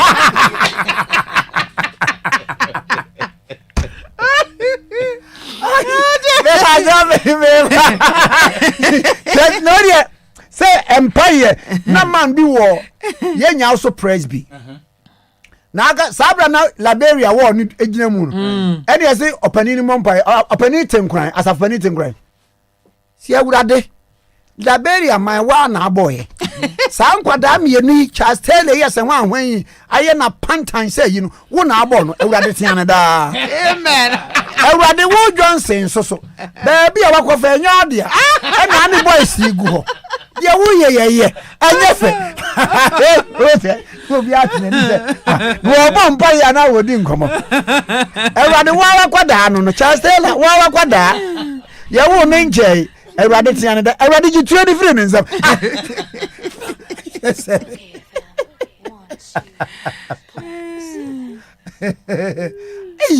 asemo kwa kumeba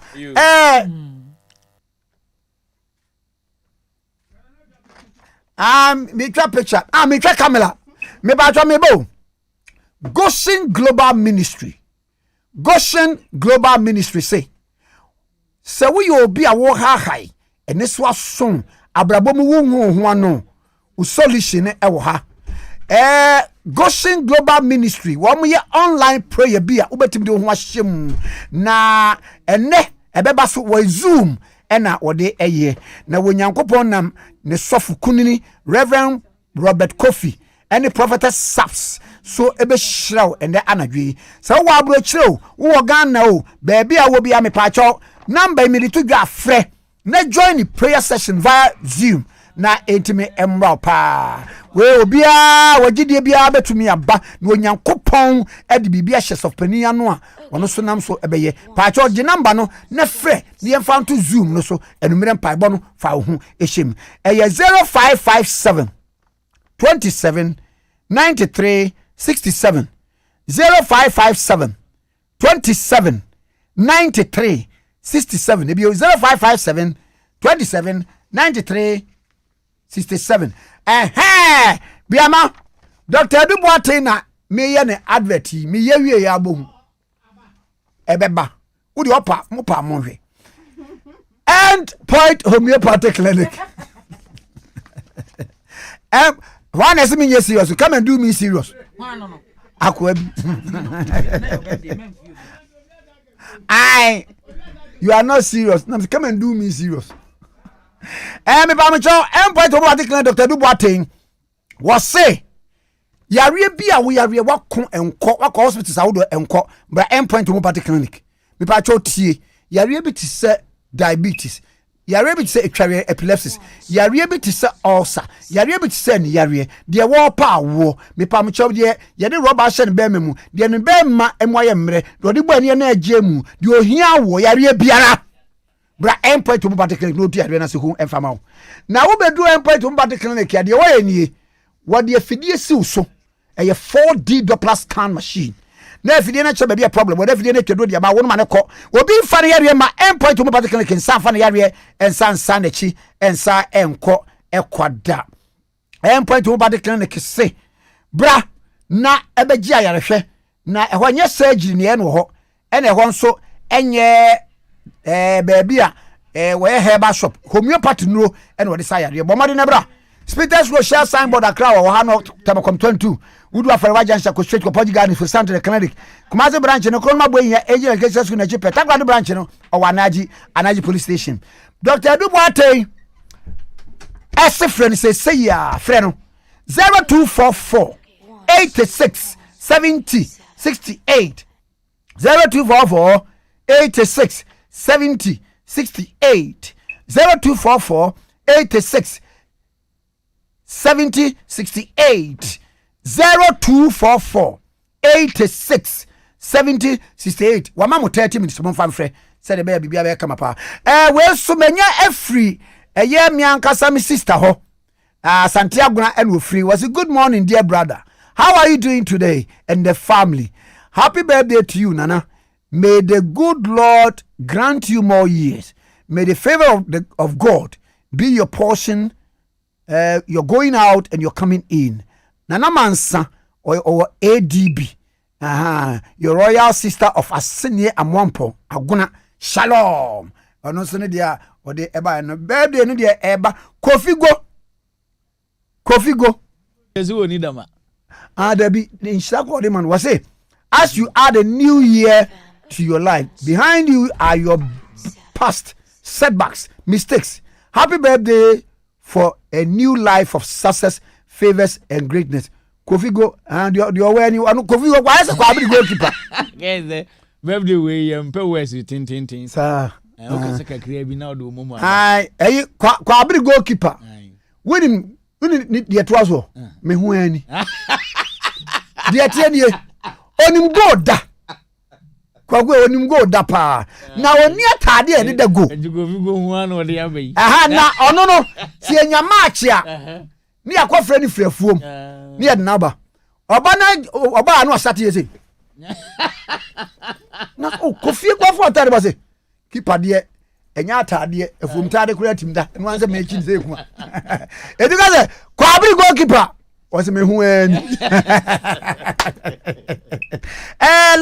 Augustine Obo, criminal law practitioner. Happy birthday to you from a criminal law practitioner. Or say I wish you were. I don't know what idea from for them. Criminal law. Oh no na or sexy don lawyer. Any is going money near. So what free just so. And na me akasa mbra Isaac friend so ma boy ni send na keyboard no ma madi no ho yawo wa ba na msi twam photo na me na di birthday 1920 kwa ku photo no kura kan chese wanyini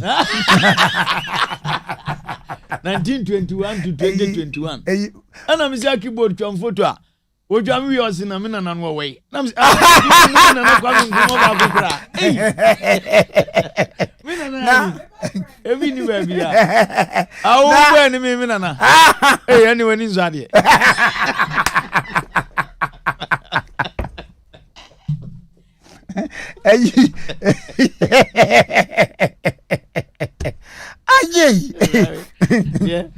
die we die ogo ma pe no anya bia ba bisa yin na mimpo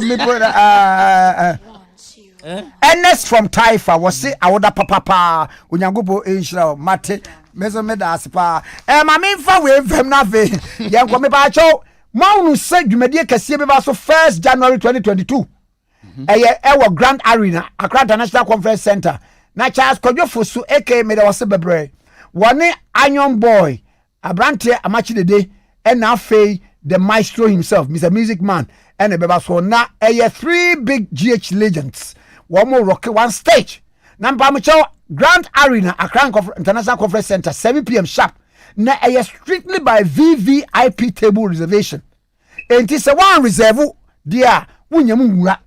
Na a program kesepa. And in Pacho, the number na your reservation 0200 22 0202 0200 22 0202. And Kaise Sawoko Cap Farm. The other dance man and I say East Legona, a horse between a reservation and so it's Cap Farm Legends Night with Kodwanchi, Daddy Lumba, Amachi Dede. This event is powered by Terra Vista. Woman a day air will come up now. Kwame, Kanina is not birthday no. Kanina Usano. Birthday, Nana. Birthday, can you do birthday? Na birthday dia ya Bruce Gwana and Jazz ya na uwa Bruce. But of busy oti Orlando Alimi Dominic Breweje. So oti Orlando no more happy birthday. Oh, me too das. But me happy birthday messages na no mani nyehu. Omma momo no nozo. Eno momo ni always aboza wo se. Ba birthday always. Yeah, we swaba. Yeah, we swaba. Yeah, we swaba. We commercial. Someone be back next week. What about me? And I make you come and do a chance. Because next week we are not Momo tax in Ashasi. What do you mean? Oh, yeah, until Fabra near. And by your lawyer, Gary, ni makumafo said, "You are me down." Koswa ye baby. Who call to crack? I said, my lord, excuse me. I want to go and make momo to my friend. Whose birthday falls today? No, and a verse of the momo bano. Aye. The another year, Mr. Pie, John Kumadian. Aye.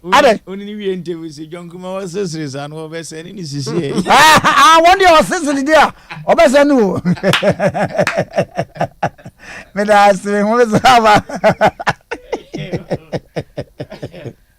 Okay, FM 101.7. Ejaba boni di adwa ma wubi eti ya menu afa hin na mahwie fufuo ti ase dada menya wofo yi papa so ba fie ni anwie fufuo ya asam aba na so oben wadi fufuo edi mpreni ne mpresa da kro beye de ni ehwe fufuo a akode wonwane adwa mo adwuma se me ni fie adwuma di mini fufuo kakra ba o medie no eno to metwa mada pasa aso wo kan na matire nyira wati ate na make am meboa ebo de odi common the sense ya de obra to otwa fufuo ai wo wodwo pam na wo ma siu na wutimu aba na wo sadade na wo temfra kwada ne nyina tuatwa make say ya needful sadaroma wo bia mani ye pa ya wa ya mbode fufuo ne mankani fufuo a wa ne powder wo de gu da kam kama ya fra no needful fufuo enya no bi na masori ba antilizi kama me di ye yo sese bia ma me hwe oh bia needful fufuo eye kama say bode fufuo ne mankani fufuo papa bi na wo ka say twan eposim na ede na me so kan so ancho simanu pe no wa wie wo hie wo kwa papa bi agu so betwese de ama mani kura agisa ne fufufura ho ama ko to bi kura ba ne se se de Ghana for si pom fufuo no eno an wo ye nu enti se wo hwa fufuo won pam wodrom ne we nu a wo ho susuna bi awom wo nso de bode ne mankan fufuo papa bi ejanie eni afi na fufuo na afi na wo bedi pa ne se de wo bedi ne se ne wo fa mojaduro ana pawia ne anajo a wo koda need fufufura e wo wo fi a eni gye nko a FGA agi ejwedie nkratoi atum Okay, FM 101.7. Okay, FM 101.7. 21st clinic say eba sciatica no every usisi mu kono a woto ase ho no ntirina fa usrem ekosi wo na ase ho no ebo betimi atutu ama wo ankasa wo hu ba bia enye enti 21st clinic wo mu na ye sciatica expert e wo Ghana ha wo mu de bibiduro so ho bibiduro ankasa ene be san o yade no masa de machine aka ho yade bibiduro ka ho ne asa de wato machine so ya san ya o massage bi ye wi a herbal treatment yade awo no ama wo sciatica 21st clinic na ye expert I will to asie Ghana ha baby a wo mo ho enkran domi market wo ho heavy do dan mo wo ho ena kumase nso ahia udu session so wo mo na nie dwaboso wo mo ho sunyane ni wenchi ni baby ankranza 0540 311 311 0540 311 311 na 21st clinic wo mo ye sciatica expert. Bronya is coming. Who is your Santa? Bronya is coming. Where is your Santa? Your friends are getting money. You are so broke. Bronya idiot. Vodafone promo so. Vodafone. So credits keke. Nenya red coin. Abe mawasanka wachafa awo achadia hudwa. Esum what to say. 2 million Ghana cedis. Achadia ibinisika. Credits out the buyer cost. Any data. Kosu Vodafone. Me say, udie dial *533# and now call my Vodafone app nim. Now wasanka wachadia. For my Vodafone app and now Vodafone cash stock credits. Nenya red coins ubruja. Anio. 2 million Ghana cedis achadia hudwa ne chegu Vodafone so bronya yi. Fa uji mubi. Uni obia freo. Obia ye wina. Kosu ojo. Kosu. Nsheshe ye kakra down. Vodafone. Moses Clinic and Process Center. Yambota ya ne se. Ubenya ya resan watrasi apomodimu debia. Ye OPD. Ane ye laboratories a ye yenhihye mudodo no ano. Eye adwuma kitikiti awa ye branches na enyina. Wo ye bema na wo papa modedi amawdun so cha. Ene Moses ane wano ye. Ye nro ya ye Prostacure S capsules and Prostacure Herbati and nebeboa wo. Moses capsules e mamma jinna wo monaso na emae yanso ye die eye Famacure S capsules a etu afichi kromo ehawo. Moses Clinic and Process Center ya ben traffic light no e wa dental barrier afeya shaman eje kwajo kuma say ahinema kokobe na Accra Ministries Otra Ghana Highways yada Flower 0244 068 447 ya GNHIS and private insurance in Kaye. Moses Clinic and Process Center yes a prostate ya riebia Yamenwe Ejaba boni di adwa ma wubi eti yamenu afa hin na mahwie fufuo ti ase dada minya wofo yi papa so ba fie ni anwie fufuo ya asamu aba na so oben wadi fufuo adi mprenu ne mpresa da kro beye de ni ahwie fufuo a akode wo nwane adwa mo adwuma se me ne fie adwuma de mini fufuo kakra ba o medie no ene wato metwa mada pasa aso wo kan na matire nyira wati ate na make am meboa ebo de odi komum na sese ade obra to otwa fufuo ai wo wodwo pam na wo ma siu na wotimu aba na wo sadade na wo temfra akoda ne nyina tuatwa make say ya needful sadaroma wo bia mani ye pa ya wa ya mbode fufuo ne mankani fufuo a wa ne powder wo de gu ada kama ya yefra no needful fufuo a enya no bi na masori ba ntilizi kama me di ye yo sese bia mama hwe bia needful fufuo a eye kama say bode fufuo ne mankani fufuo papa bi na wo ka say twan eposim na ede na me so ka so ancho simanu mpɛ no wa wie wo hwie wo kwa papa bi aguso be chese de ama mani kura agisa ne fufufura ho ama mko tobi kura ba ne se de Ghana fo si pom fufuro no eno an wo ye nu enti se wo hwa fufue won pam wo dom ne we nu a wo ho susuna bia wom wo nso de bode ne manken fufuro papa bi eje nie eni afi na fufuo na afi na wo bedi pa ne se de wo bedi ne se ne wo fa mogyaduro ana pawia ne anadwo a wo koda need fufufura e wo wo fi a eni gye nko a FDA agi ejwedie nkrato yi atum. Okay, FM 101.7. Okay, 101.7 Sunday. Midway FM me pa mo chew adwuma bi aba na yensa no dwuma roofing company bi hwe roofing sheet estimators mo amoye roofing sheet estimate ne ye hwem applicants na se okuta HND building BT and CTC part 1 and 2 MVT and City and Guild certificate in construction or carpentry ni na be famo afei say we roof installers are better taking measurement of roof works now afei we generating roof estimate from drawings now also better me apply afei okuta motor driving license ebebo pa said we are better me come motorbike or course site no me ade ebo applicants no say we 2 years working experience with a roofing company. Inti and also ewo ho.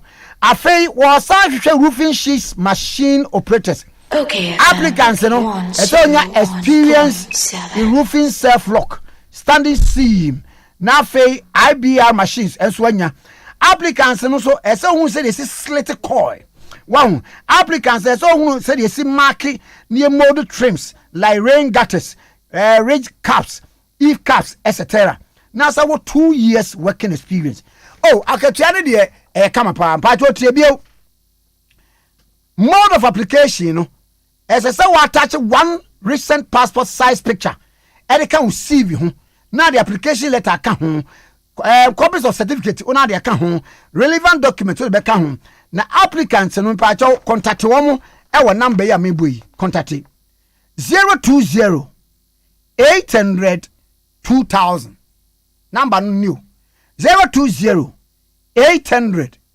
2000 mami mobiu 020 800 2000 ebia what na fi ache wonya dwuma we de emre no ani jesu ever kan we 0208 19 1808 0208 19 1808 ebio 0208 19 1808 and 0277 09 54 89 0277 09 54 89 whatimi email wo ewo jobs2477@yahoo.com jobs2477@yahoo.com jobs2477@yahoo.com was it closing date for the submission of application is 1 week after the publication of this advert. Okay, 101.7. Why not? Okay, FM 101. It may be not. Me birthday sa bibi ama. Kose now ade. Ebo be 2 o'clock na me so nyumbi. Maya koko ni na banka wa.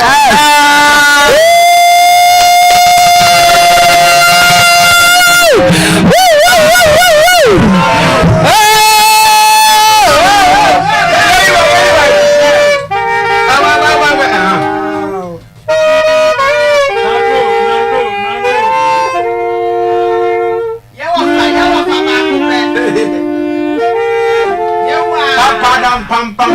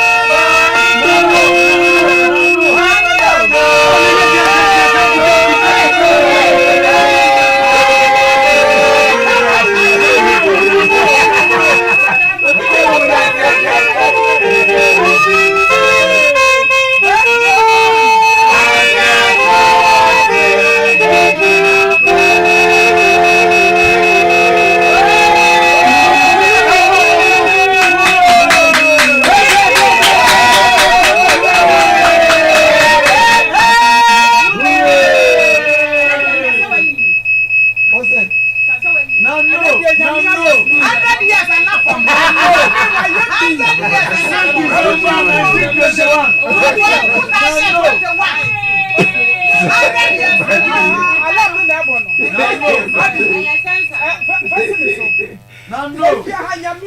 Yes. No, free jar. I don't know. 19 years. I know free jar retire. 80 Yako Kraba Point. Yanyan will fear 100 years. 80 December 1921. 1921. Yama Kwame tree. Muncham yes, and a mamba. 100 years. I'm a paying Yamaka Kwame said. Yes, in our coupon, command 35, I could see 50. Amen. And friend can't 100. No, just say, and Palaban and I say, Ghana's historia. And another number brave. The other 200. What my chanson, if you have member the any idea anymore. Side, yeah, Behunu. So that should be 150 years in that. Thank you. Sir, I'll be back. Thank you.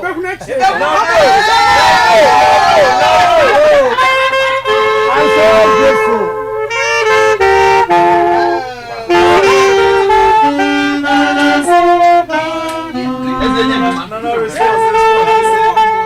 Already, many are so now I am a who dream. I am any can. Say my birthday in so. Yes, birthday. My boss, Father Dixon. Oh. Any my boss think yes so copy me get was so. I say it is a whole big family. Many so said damn so me can say busia na ho. Inti on the case of my birthday, me so I'm grateful. Wo adoye any edwa ma dey actually me teacher me. And it is and penifo ne me bra kwaku ye boa e dey am so ena opani adiomi Mr. Isaac enu obia ena my sister wofa yake sister yake ena obedi eke susin kitenkete ina bunyira se ya ni unye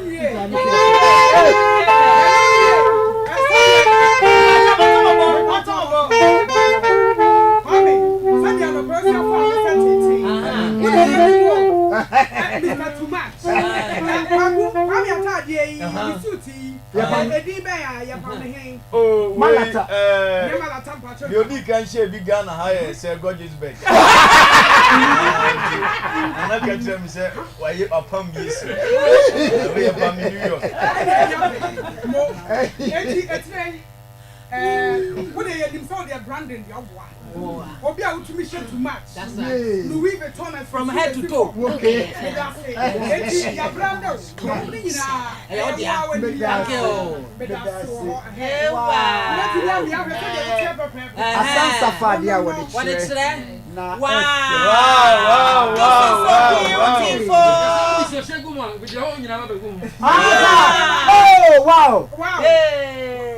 When you are going in the wrong woman, I can't get it. I'm a cow. Oh, I'm a Miss Sauce. Oh, wow. I'm moving a bit.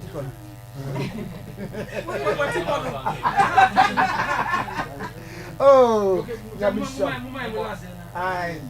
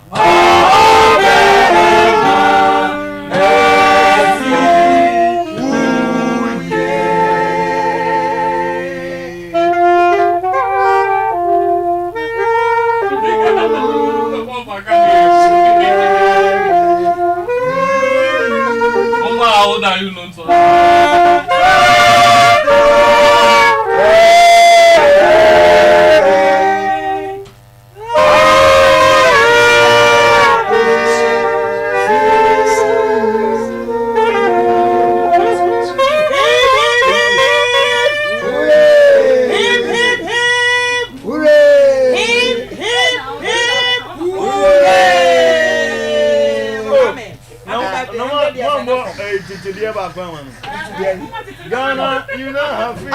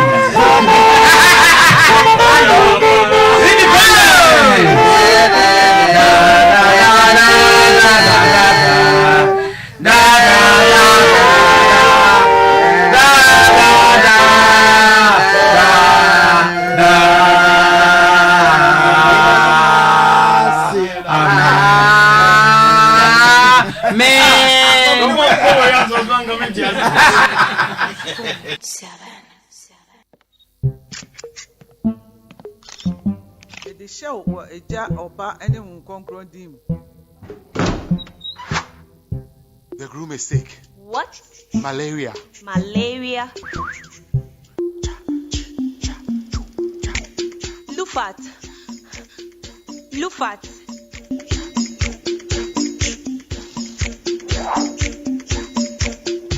In Jija, woman malaria and kawan to them. Lufat, a malaria drop a cup. And now you may kiss the bride. Entrance Pharmaceuticals and Research Center. And I Lufat. Lufat, a two malaria sententem. FDA, I should say, a day in Kratway, I just say a yes. Hey, when we send your police in your draw, in Busaba Mesa, Amama Huadane. Refuse to grow, and young offense Swabek.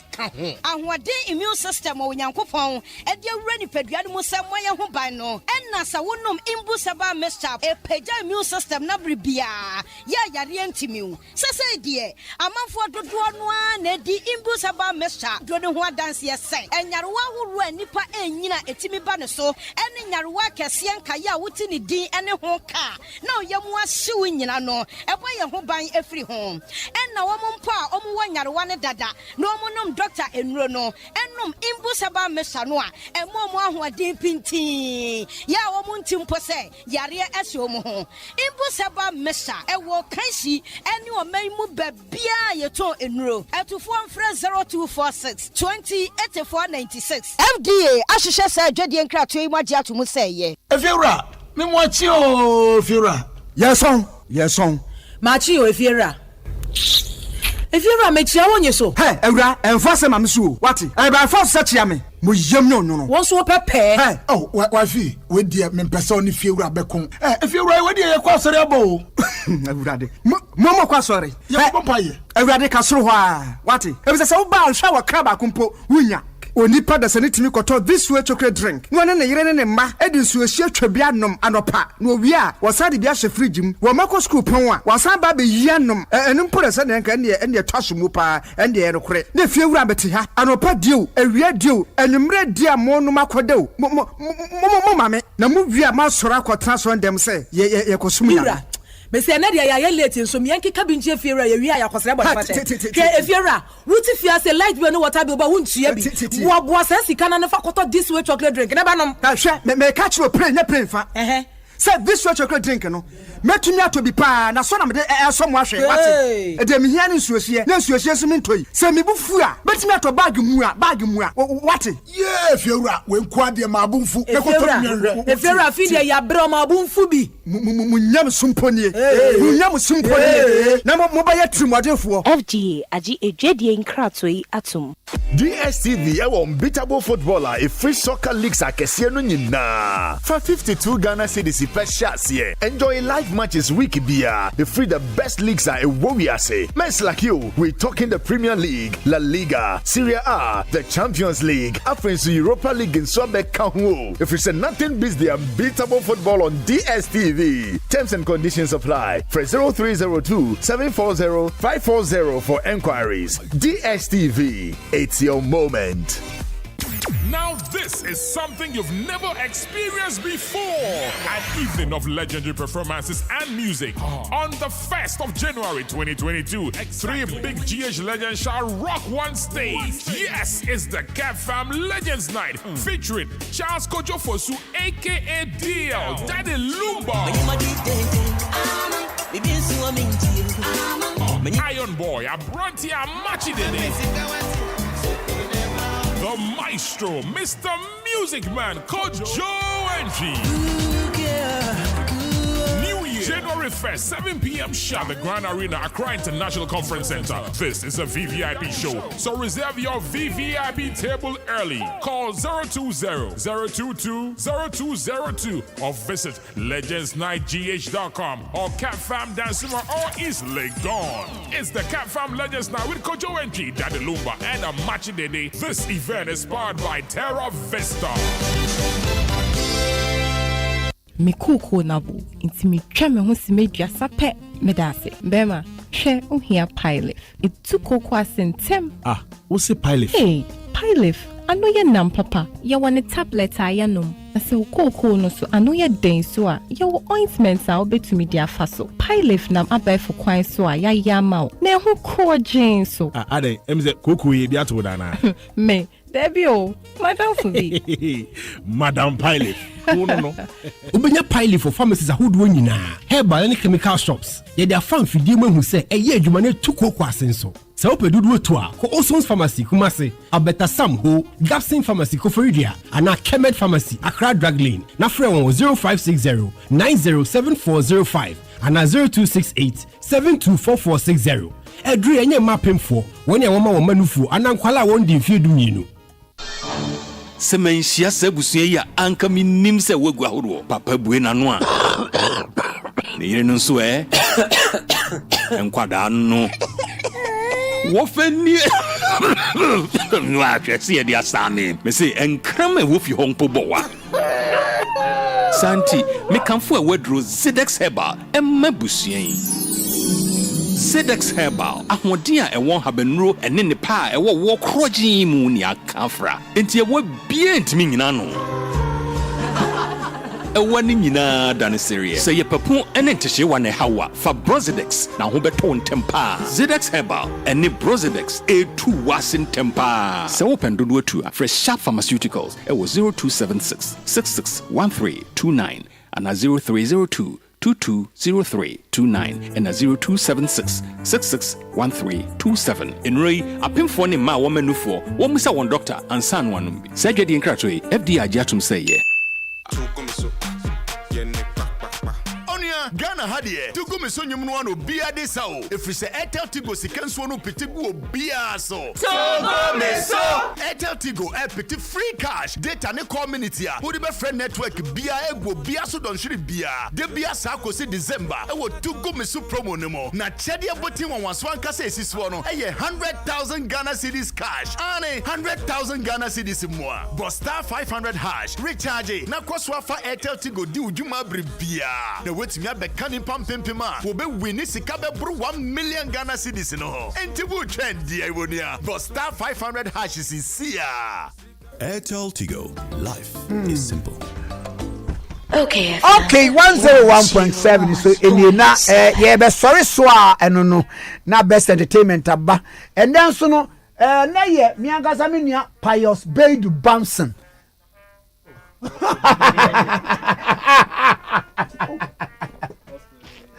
Ay lady. Anything bro.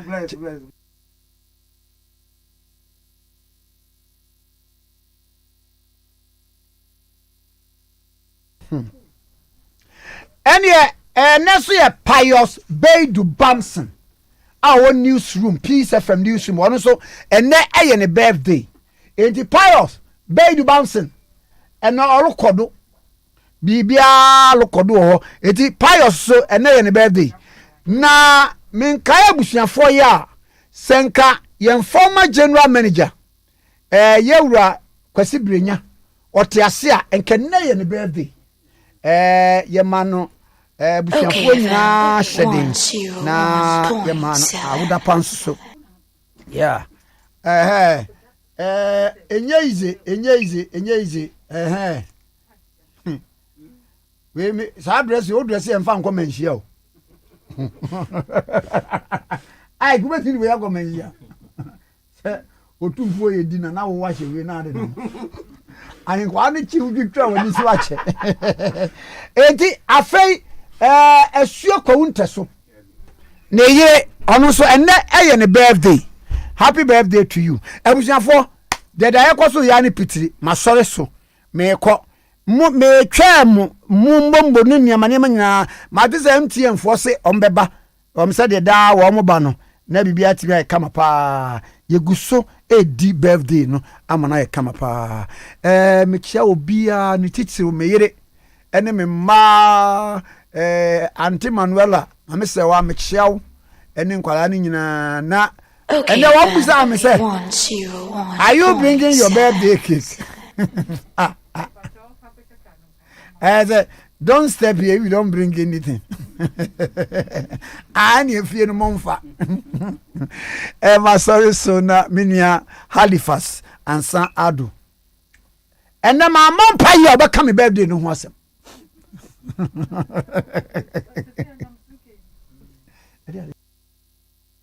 Ain't it? Me da me producer so ase oba no ensambuo ni nsa na producer de brem o cheso ye penimu pani de wa wodadura obra won nsa ma de bon nsa no che na nanom nsa manfo so omunya wa chiagina pa woman of faith Abigail Ashley wono so ebom chidom bibia ye kama pa mo amoba send mi nyina no so mehwe monim why munye sede mene montam sitie ne we wan sande bibi afebo nsame buafu mi hu na ma chia wa ese me chia ese me chia ni na ye baby a chede kakra ntia but mene montam ye fine ya munya mo tia oje anya ado ya sori so ewade akwa wasan ko Kwame Nkrumah Tikese ni bye bye.